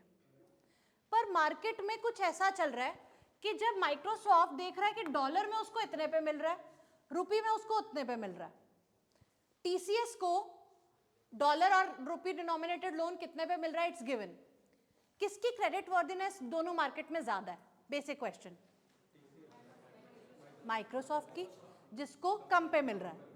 लेकिन माइक्रोसॉफ्ट का कंपैरेटिव एडवांटेज डॉलर मार्केट में या रुपी मार्केट में? डॉलर मार्केट में, क्योंकि माइक्रोसॉफ्ट को डॉलर मार्केट में 2.5% कम पे रेट मिल रहा है, रुपी मार्केट में सिर्फ 1% कम पे रेट मिल रहा है। दैट मीन्स कि टीसीएस की कंपैरेटिव एडवांटेज कहां पे है? इंडिया में। कि भाई माइक्रोसॉफ्ट यूएस के उसके बैंक रिलेशंस वहां पे अलग हैं, वहां पे उसको बहुत ही सस्ते में लोन मिल पा रहा है, लेकिन लगाना रुपी डिनोमिनेटेड मतलब इस सब्सिडरी में। तो माइक्रोसॉफ्ट टीसीएस डिजायर क्या है? माइक्रोसॉफ्ट को चाहिए रुपी, टीसीएस को चाहिए डॉलर डिनोमिनेटेड लोन। लेकिन रेट कहां बेटर मिल रहा है? माइक्रोसॉफ्ट को किस कंट्री में बेटर मिल रहा है? यूएस में। तो उसे कौन सा लेना चाहिए? डॉलर डिनोमिनेटेड लोन ले लो, ठीक है। विच मीन्स कि माइक्रोसॉफ्ट 9% पे लोन उठा ले डॉलर वाला, और टीसीएस 10.5 वाला लोन उठा ले रुपी वाला। उसके बाद आपस में ये करेंसी स्वैप में आ जाए, जिसमें माइक्रोसॉफ्ट टीसीएस को रुपी में दे और टीसीएस माइक्रोसॉफ्ट को डॉलर में दे, ठीक है। इसको डॉलर की पेमेंट करनी पड़ रही है अभी, लेकिन इसे करनी किसकी पेमेंट है? रुपी की। तो अगर इसे डॉलर की मिल जाए तो नेट कितनी बचेगी? रुपी की बचेगी। और टीसीएस को किस में करनी पड़ रही है? रुपी में। चाहिए किस में पेमेंट करनी? लोन चाहिए डॉलर वाला।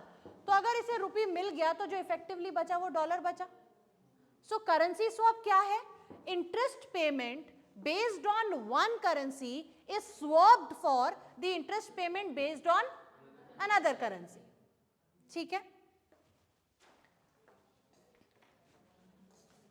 फॉर एग्जाम्पल,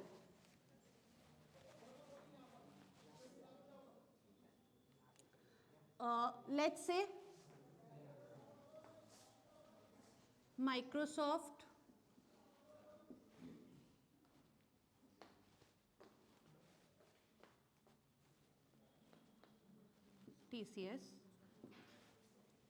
TCS को चाहिए 10 लाख रुपीस का लोन,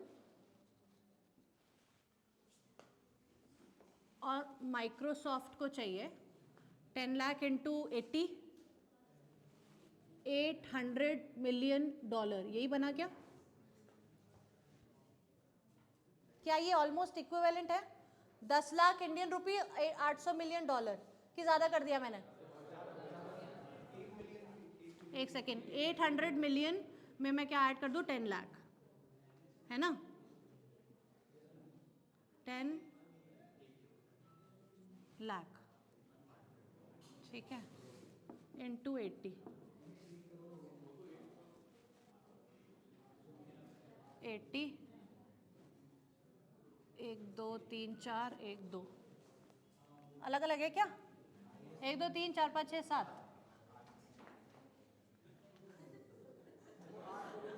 1 2 3 4 5 6 7, 80, एक सेकेंड, 80 इंटू 10 लाख करा ना, तो 8 करोड़ हुआ। हाँ, तो ये 80 मिलियन हुआ क्या? अभी इक्वल हो गया, ठीक, ठीक है, ठीक है, कोई बात नहीं।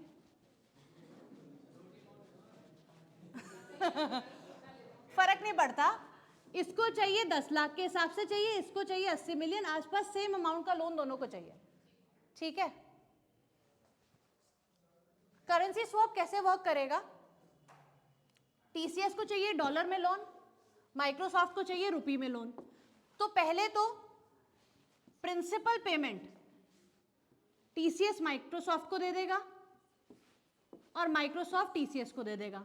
मतलब इसे 10 लाख का लोन मिला, उसने माइक्रोसॉफ्ट को दे दिया, क्योंकि माइक्रोसॉफ्ट को किस में चाहिए था, रुपये में, और माइक्रोसॉफ्ट ने टीसीएस को दे दिया $80 मिलियन। ठीक है, ये होने के बाद प्रिंसिपल वैल्यू बिगनिंग में एक्सचेंज हो गई, ये नहीं भी होगी तो भी चलेगा। मेन काम इंटरेस्ट पेमेंट्स का है। माइक्रोसॉफ्ट ने लोन उठाया डॉलर में है, करना वो रुपये में चाहता है, तो जो डॉलर में पेमेंट उसको देनी है वो टीसीएस से ले लेगा और दे देगा, और वो टीसीएस को रुपये में पेमेंट करेगा। टीसीएस ने लोन उठाया किस में है, रुपये में, देना किस में चाहता है, डॉलर में, तो जो रुपये की पेमेंट उसको करनी है वो माइक्रोसॉफ्ट से ले लेगा और माइक्रोसॉफ्ट को डॉलर पेमेंट दे देगा। लेकिन जो डिनोमिनेशन होगा वो तो सेम होगा ना। मतलब अगर 10 लाख का लोन लिया है तो वो 10 लाख पेमेंट करेगा डॉलर के अंदर। 10 lakh is the principal value, 10 lakh पे इंटरेस्ट बनेगा रुपये में। मैम वो तो ठीक है, आपने 10 रुपए का लोन लिया, 10 रुपए का लोन आपको देना है एक यूएस के कस्टमर को, और उसको भी 10 रुपए का ही लोन है तो पेमेंट तो 80 मिलियन को रुपये में करूंगी, 80 मिलियन डॉलर को रुपये में करूंगी तो 10 लाख ही नहीं बना। 8 करोड़ बनेगी।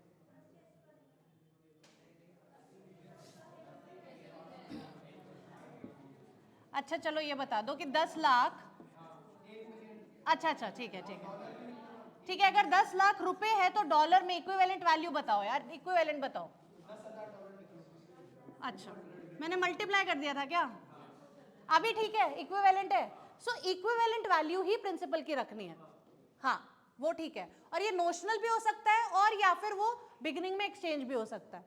ठीक है, सो 10 लाख रुपए $10,000 अभी ठीक है ना, हाँ ठीक है। अब यहां पे डील कंस्ट्रक्ट करते हैं, सेम प्रोसेस रिपीट होगा। फायदा कितना हो सकता है, maximum benefit driven out of it,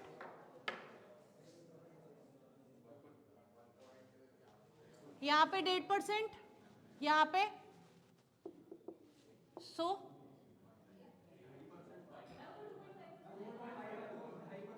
एक सेकेंड। सो माइक्रोसॉफ्ट को दोनों जगह कम मिल रहा है, 9 और 9.5, यहां पे 2.5% कम मिल रहा है, यहां पे 1% कम मिल रहा है। सो 1.5% का मैक्सिमम बेनिफिट इक्वली डिस्ट्रीब्यूट कर सकते हैं, 0.75 इधर, 0.75 टू टीसीएस। बनाओ फिर डील। टीसीएस को कितना देना है, रुपये में 10.5, कितना मिल जाए कि उसको 0.75 का गेन हो जाए, 0.75 का गेन करना है ना, हाँ 11.25, ठीक है। और ये देगा तो उतना ही जितना इसको अपनी डॉलर मार्केट में मिल रहा था, विच इज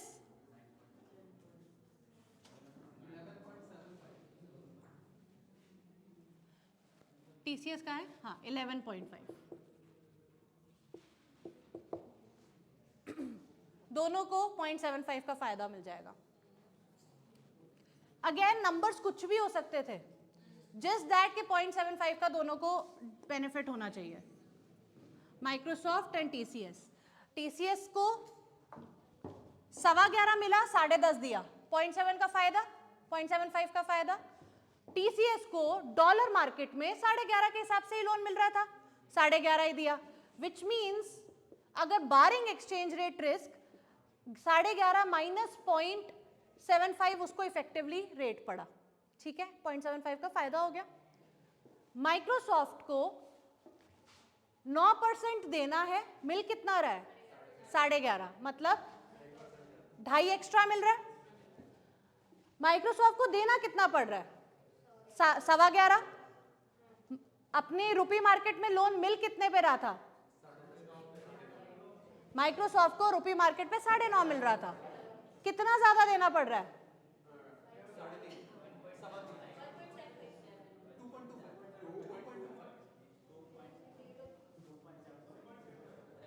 भाई तुम क्या कर रहे हो यार,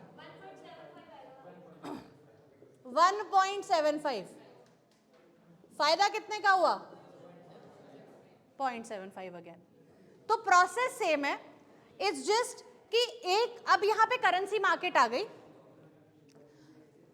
किसी करेंसी में किसी कंपनी को कंपैरेटिव एडवांटेज मिल रही है और किसी में किसी और को मिल रही है, ठीक है, और क्योंकि they desired for loan in another currency, they swapped, they went for a currency swap instead of, मतलब माइक्रोसॉफ्ट ने रुपी में लोन नहीं उठाया, माइक्रोसॉफ्ट ने डॉलर पे ही लोन उठाया, टीसीएस ने रुपी पे ही लोन उठाया, और जब दोनों ने स्वैप किया तो दोनों को फायदा हो गया, ठीक है, दोनों की डिजायर्ड लोन भी मिल गया, माइक्रोसॉफ्ट को रुपी में मिल गया, टीसीएस को डॉलर में मिल गया, इसको इफेक्टिवली पढ़ा 10.25 पे, इसको इफेक्टिवली पढ़ा, टीसीएस को किस में चाहिए था, डॉलर में, तो इसको इफेक्टिवली पढ़ा 8.7 सॉरी 9.75 के हिसाब से, क्योंकि 0.75 का फायदा हुआ है, 10.5 वो दे रहा है, जितना भी दे रहा है 0.75 का फायदा हो रहा है। So interest rate swap, currency swap almost similar है, यहां पे बस करेंसीज आ जाती हैं, मतलब TCS will be paying in dollars and Microsoft will be paying in rupees, right, and exchange rate will play its role. भाई जिसको डॉलर में मिल रहा है, अगर डॉलर की वैल्यू बढ़ रही है तो उसको थोड़ा बहुत फायदा वहां से हो सकता है, और जिसको रुपी में पेमेंट करनी है, डॉलर की वैल्यू गिर रही है, डॉलर की वैल्यू बढ़ रही है, रुपए में पेमेंट करना है, तो उसको थोड़ा बहुत नुकसान हो सकता है, राइट। तो एक्सचेंज रेट रिस्क यहां पे है।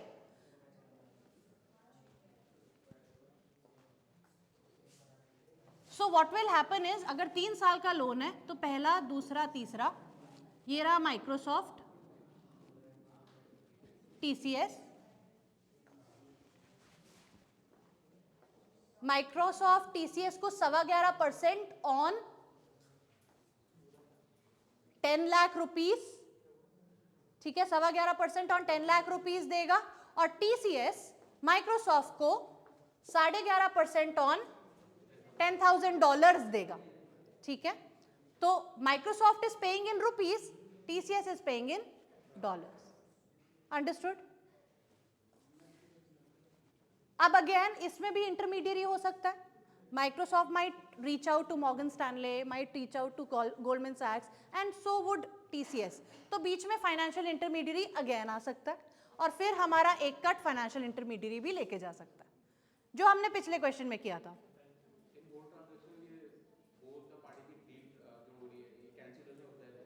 क्या डील कैंसिल हो जाएगी? तो भाई जो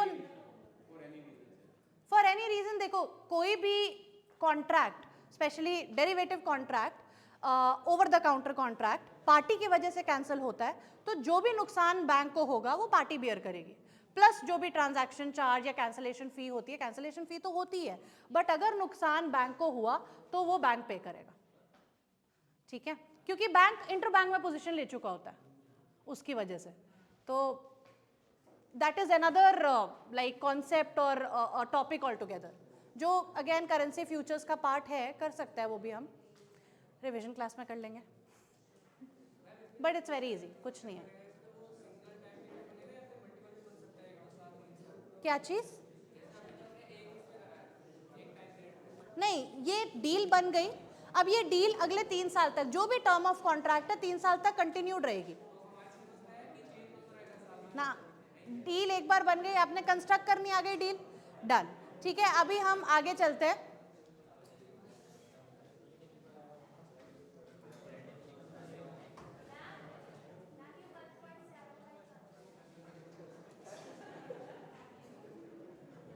बताओ यार, तुम लोगों ने बताया।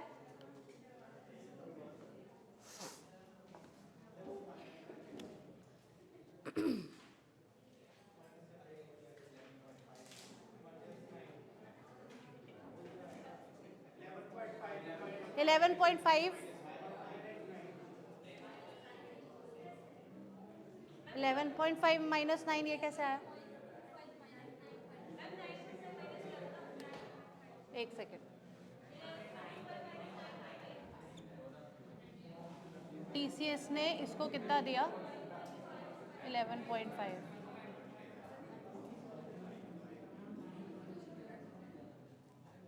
माइक्रोसॉफ्ट को रुपये में लोन कितना मिल रहा था? 9.5, देना कितना पड़ रहा है 11.25 सो 11.25 माइनस 9.5 ये वो है कौन पूछा हाँ ठीक है this is that 11.25 minus 9.5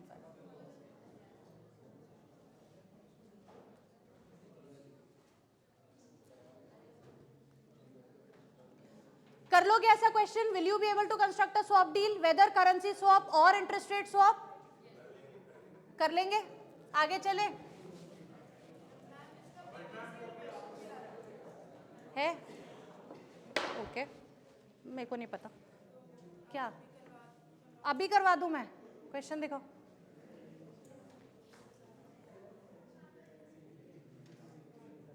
okay Alphabet an American company wanted to invest in Bharat whereas Wipro of Bharat wanted to invest in the US their respective borrowing rates and objectives are as follows ठीक है they approached Citibank for financial swaps who asked 40 bips 40 bips क्या होता है 40 bps 0.4% for the service show the net cash flow for all three parties which will remain constant for the entire life interest is payable semi annually अच्छा तो पहले तो deal construct करोगे नहीं कर लोगे करके दिखाना पड़ेगा हाँ क्वेश्चन करना है चलो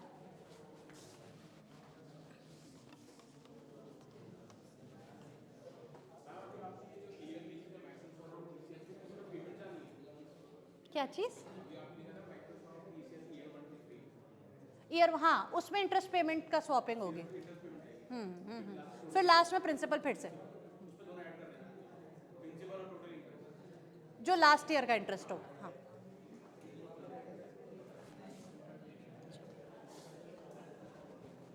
सो there is Alphabet and Infosys dollar market में अल्फाबेट को मिल रहा है 6.5 पे लोन इसको मिल रहा है 7.5 पे रुपी मार्केट में 9.5 10 पहले तो डील ही कंस्ट्रक्ट कर लो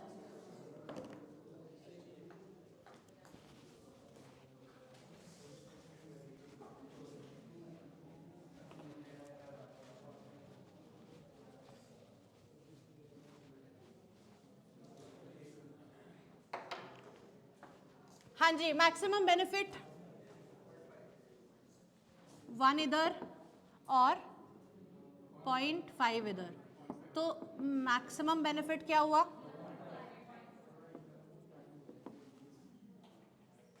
0.5 40 बिप्स का मतलब हुआ 40/100 विच इज 0.0004% यही हुआ ना 1 basis point is 100%.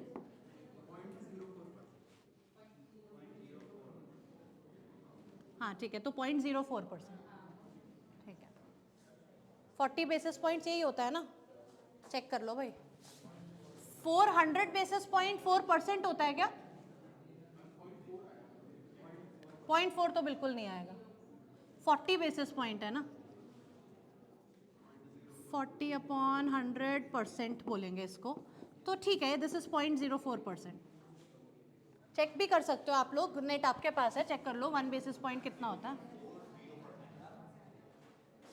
0.40 क्या बना मतलब 40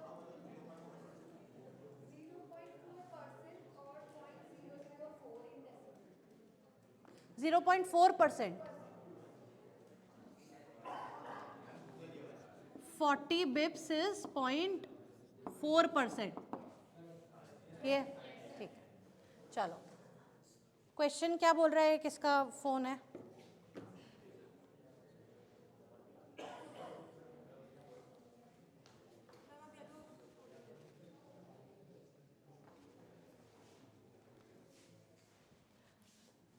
So we have Alphabet,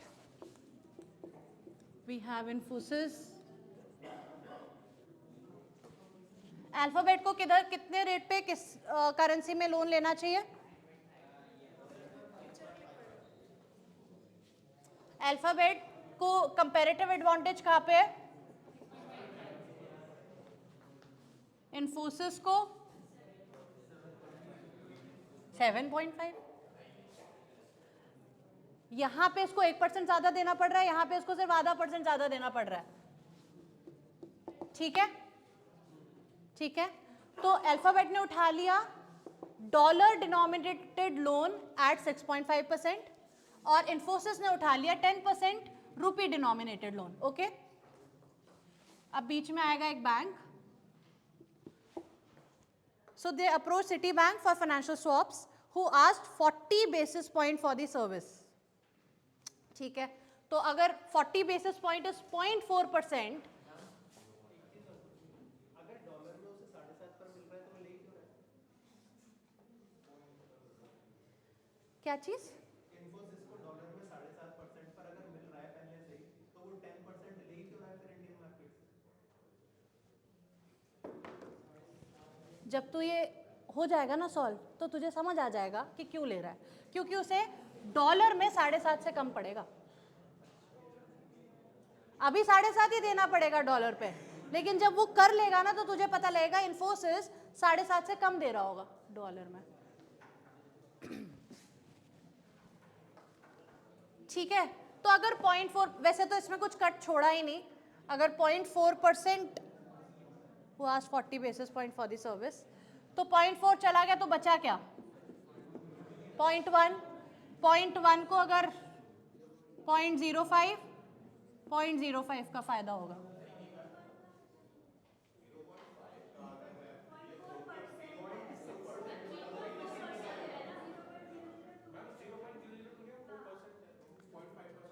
point 4% का लेना है ना.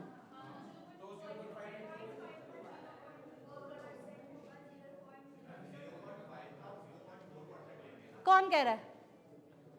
ऐसा नहीं है.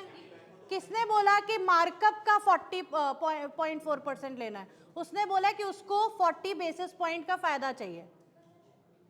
0.4 ऑफ 0.5 कह रहे हो करोगे, ये बोल रहे हो? नहीं नहीं, ठीक है. They approached Citibank for financial swaps, who asked 40 basis points for the service. मतलब मुझे ऐसा नहीं लग रहा कि ये 0.4 ऑफ 0.5 होगा. मुझे जो समझ आ रहा है वो ये है कि 0.4% will go to bank of the entire deal. जो भी डील है अपनी, इन्होंने बताया वैल्यू तो इन्होंने बताई ही नहीं है. चलो, नहीं, क्वेश्चन क्यों गलत हो जाएगा? सी, तुम्हारी अंडरस्टैंडिंग, मेजॉरिटी क्या समझ पा रहे हैं मैं वही समझ लेती हूँ. ठीक है, चलो, तो 0.4%.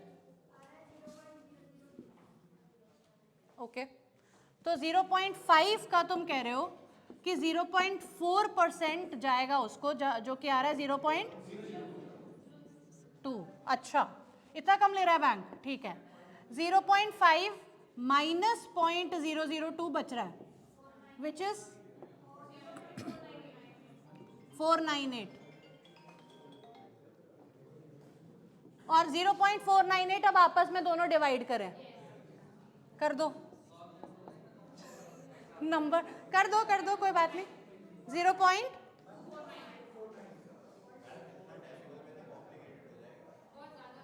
ये तो जब मैं बोल रही थी 0.4 ले लो उसको.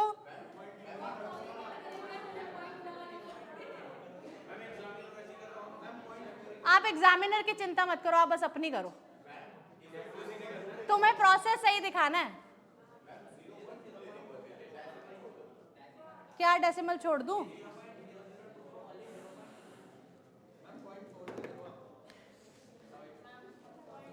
मेरे अकॉर्डिंग जो सही है वो यही है कि उसको 40 basis points of the deal चाहिए. डील वैल्यू है जिसपे जो नोशनल प्रिंसिपल है. ठीक है, उसको 0.5 का 0.4 नहीं चाहिए. इस क्वेश्चन की मेरी अंडरस्टैंडिंग यही कहती है कि 40 basis points of the deal size. यही होगा, मुझे पता है. ठीक है, so I was just letting you play. तो 0.4 गया बैंक के पास. देखो, इनका काम शायद प्रॉफिट कमाना इससे नहीं था, बैंक का तो था. इनका काम था कि चलो मेरे को लोन पे कुछ बेटर डील मिल जाएगी और मेरे को जो रुपये में लोन चाहिए वो मिल जाएगा, जिसको डॉलर में चाहिए उसको मिल जाएगा। तो 0.5 में से 0.4 ले गया बैंक, और अल्फाबेट और इन्फोसिस के पास बचा 0.05 एंड 0.05। ठीक है, अब चलते हैं वहां पे। अगर इन्फोसिस को 0.05 का फायदा लेना है तो बैंक इन्फोसिस को कितना दे? 10.05% रुपी। ठीक है, और इन्फोसिस बैंक को उतना ही दे दे जितना इसको डॉलर में मिल रहा है, 7.5। इसको हो गया 0.05 का फायदा। अब बैंक को कितना कट रखना है? 0.4। तो अल्फाबेट से बैंक कितना ले?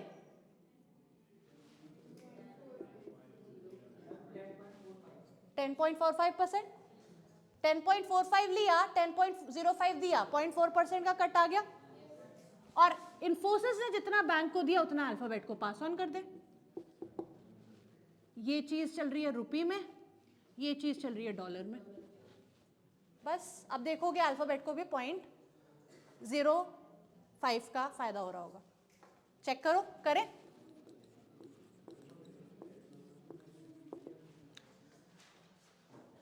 $7.5 मिला, 6.5, 1% मिल गया डॉलर टर्म्स में। और अल्फाबेट को रुपये में लोन कितने पे मिल रहा था? 9.5। अल्फाबेट को, हाँ ठीक है, 9.5 देना कितने पे पड़ रहा है? 10.45, विच मीन्स 0.95 का लॉस, टोटल 0.05 का प्रॉफिट। 1% का फायदा हुआ एक साइड से, 0.095 का लॉस हो गया, सो टोटल 0.05 का फायदा हो गया। इफेक्टिवली अल्फाबेट को 10.4 पे लोन पड़ रहा है, मतलब सॉरी, इफेक्टिवली अल्फाबेट को 9.45 पे लोन पड़ रहा है, और इन्फोसिस को 7.25 पे लोन पड़ रहा है, इसलिए वो इस डील में जा रहा है। ठीक है, अंडरस्टूड एवरीबडी? पॉइंट अगर वो करते ना 0.4 ऑफ 0.5, बहुत ज्यादा कंफ्यूजन हो जाती नंबर्स नंबर्स।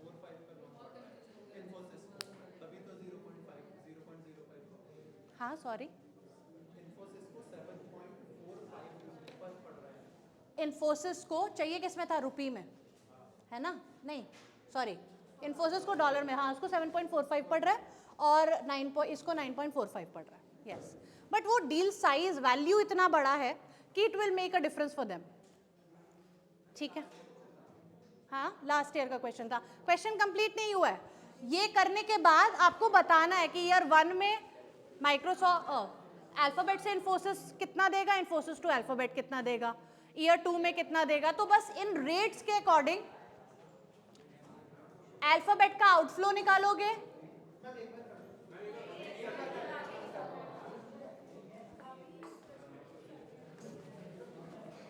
मैम आके क्वेश्चन सॉल्व कर देंगे तुम्हारे एग्जाम में, है ना? करना तुमने ही है, एक बार कर दो।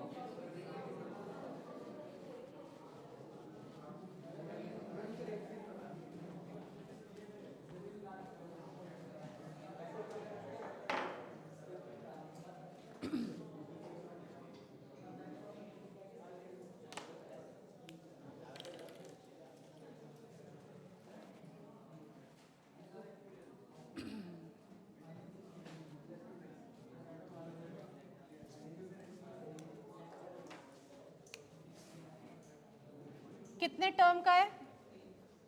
3। पेमेंट्स कैसी हैं? Semi annually, annually? So 1 2 3 4 5 6, 6 payments होंगी। ठीक है,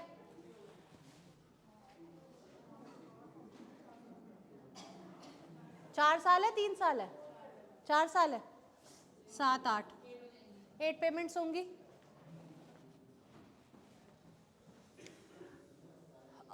लोन वैल्यू तो गिवन ही नहीं है, गिवन है क्वेश्चन में?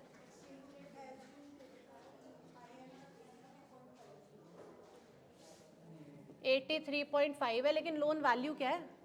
प्रिंसिपल वैल्यू क्या है? क्वेश्चन अच्छा, फिर ये बाद में आया होगा. सो $5 lakh is the loan amount. ठीक है, प्रिंसिपल वैल्यू है $5 lakh. इसको हम रुपये में भी लिख देते हैं. 83.5 बोला है, कर दो भाई, रुपये में भी कर दो इसके अकॉर्डिंग. 83.5 दिया है ना, इंटू 83.5, 4 crore बस 50,000. ठीक है, 4,17,50,000. चलो ठीक है. अल्फाबेट सबसे पहले पहली इंस्टॉलमेंट है. अल्फाबेट को देना किस हिसाब से?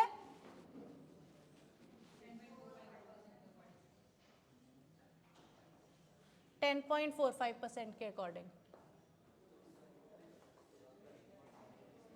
करो. 10.45% ऑफ 41. अच्छा, ये एनुअल है तो इसे बाय 2 भी करना पड़ेगा. ठीक है, सो 10.45 ऑफ 4,17,50,000 क्या आता है?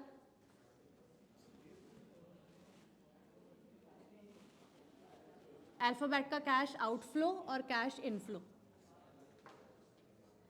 वैसे तो इफेक्टिवली देखो ये आ रहा है और जा रहा है. दिस इज व्हाट इज, बताओ 10.45%.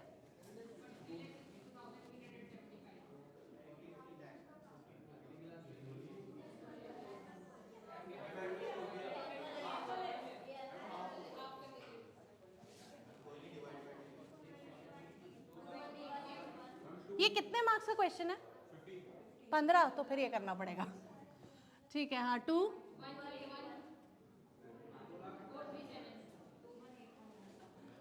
218.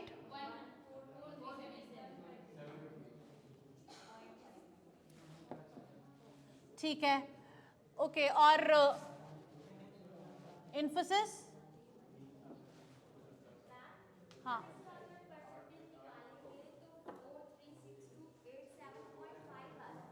Okay ma'am. नहीं, ये सेमी एनुअल पेमेंट्स है, वो एनुअल रेट है. ठीक है, तो सेमी एनुअल के लिए बाय 2 करना पड़ेगा ना. ये 6 महीने बाद वाली पेमेंट है.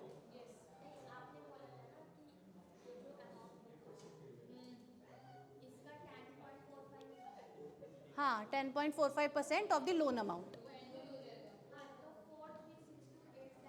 इसको डिवाइड बाय 2 कर.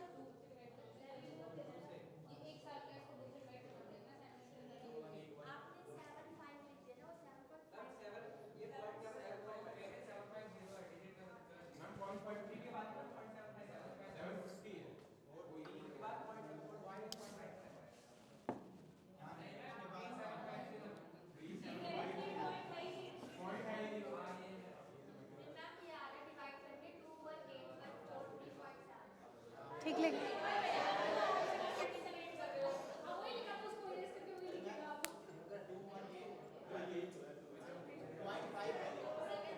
मैं नहीं कर रही है क्वेश्चन, अब तुम करोगे, मेरे को चेक करा लेना.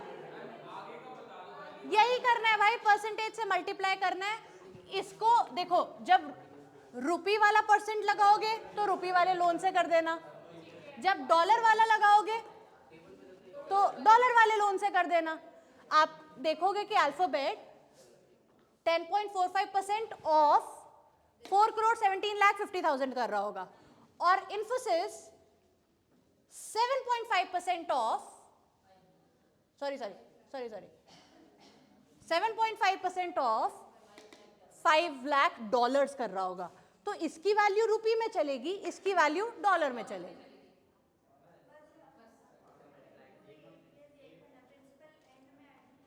प्रिंसिपल, हाँ, प्रिंसिपल एंड में एक्सचेंज होगा और बिगिनिंग में भी एक्सचेंज होगा. और उन्होंने एक्चुअली रेट चेंज ही नहीं किया, उन्होंने बोला रेट थ्रू आउट सेम है, तो अपना कोई काम मुश्किल नहीं है. ये प्रिंसिपल अभी एक्सचेंज हुआ, एंड में फिर एक्सचेंज हो गया. पहले अल्फाबेट ने इन्फोसिस को दिए $5 lakh और इन्फोसिस ने अल्फाबेट को दिए 4,17,500, जो भी. ठीक है, और एट द एंड उल्टा हो जाएगा. ये उसको रुपी वाला वापस कर देगा और वो उसको डॉलर वाला वापस कर देगा. ठीक है, तो ये स्वैप ही है इंटरेस्ट पेमेंट्स का।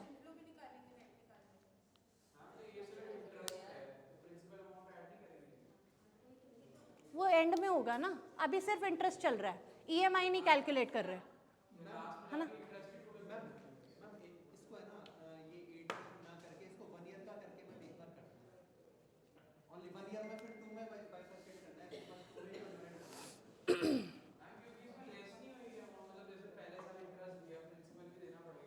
तू ईएमआई पे आ गया यार, ईएमआई करना है तुझे, ईएमआई कैलकुलेट करनी है, प्रिंसिपल प्लस इंटरेस्ट, फिर इंटरेस्ट हो गया तो बाकी बचे हुए प्रिंसिपल पे इंटरेस्ट, तो वो चाह रहा है। हाँ अच्छा, हाँ चलो करो फिर। मेरे को आगे क्लास नहीं लेनी क्या?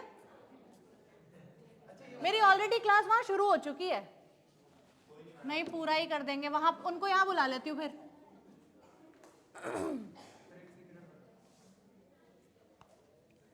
क्या चाह रहे हो बताओ भाई? प्रिंसिपल वैल्यू मैं कम करूं इसमें, उसके बाद बचे हुए पे इंटरेस्ट निकालूं, यही चाह रहे हो ना? कर लो। ईयर 2 की अमाउंट बता दूं, ये कह रहे हो? ठीक है ठीक है ठीक है ठीक है। सो 41 लाख, देख ईयर 2 की अमाउंट ना तब पता लगेगी जब मैं यहाँ से प्रिंसिपल वैल्यू हटाऊंगी। अगर मैं बोल रही हूँ कि प्रिंसिपल भाई लास्ट में एक्सचेंज होगा, you are not paying anything out of principal, तो इंटरेस्ट क्यों चेंज होगा? देख तूने 25 लाख का लोन लिया, हर साल उस पे 10-10 हजार का मेरे को इंटरेस्ट दिया, और 10वें साल 25 लाख वापस कर दिया, तो 25 लाख का तेरे पास ही रहा ना। तूने 25 लाख में से मुझे कुछ भी नहीं दिया इन 10 ईयर्स, नहीं दिया, तो फिर उसमें से मैं माइनस थोड़ी करूंगी, इंटरेस्ट तो 25 हजार पे ही लगे जा रहा है, 25 लाख पे ही लगे जा रहा है। सो 25 लाख पे 10 हजार बना, हर साल 10 हजार बना, ठीक है। तो यहाँ पे उसने बोला ही नहीं कि आप ईएमआई कैलकुलेट करो। देखो प्रिंसिपल वैल्यू में से इंटरेस्ट तब चेंज होगा जब मैं कुछ शेयर ऑफ प्रिंसिपल वैल्यू पे करूंगी, ठीक है।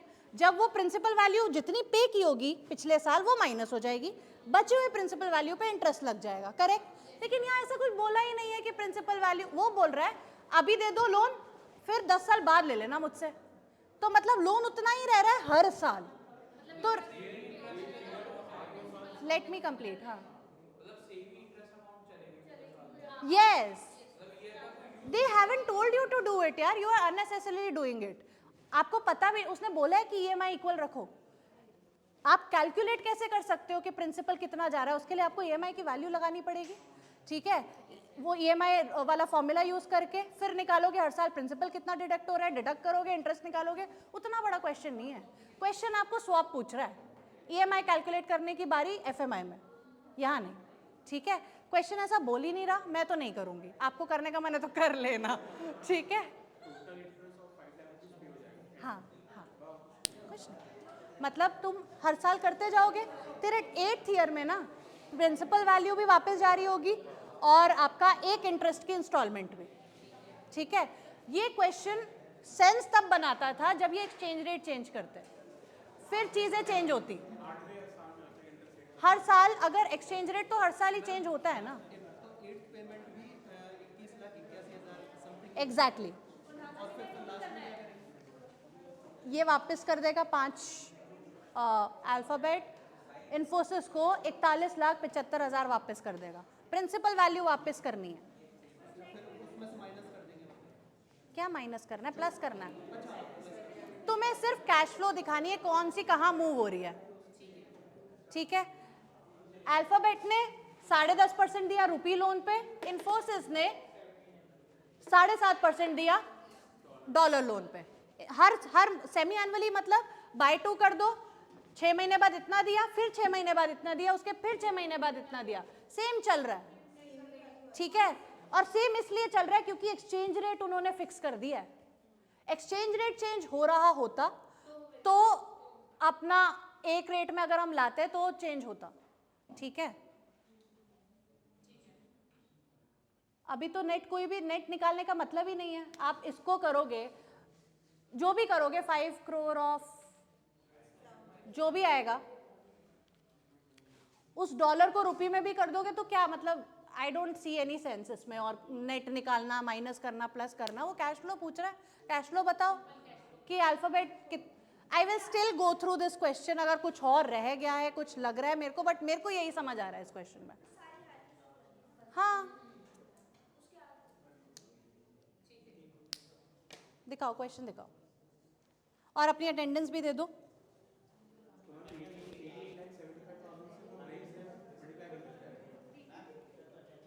कौन, क्या चीज? हाँ, तुम या तो, हाँ, तुम एक करेंसी में ला सकते हो सारे ट्रांजैक्शंस को। हाँ, तो वो फिर वो एक सेम ईयर चलेगा।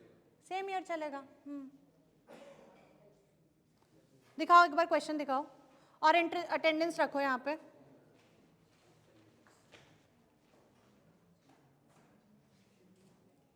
ठीक है,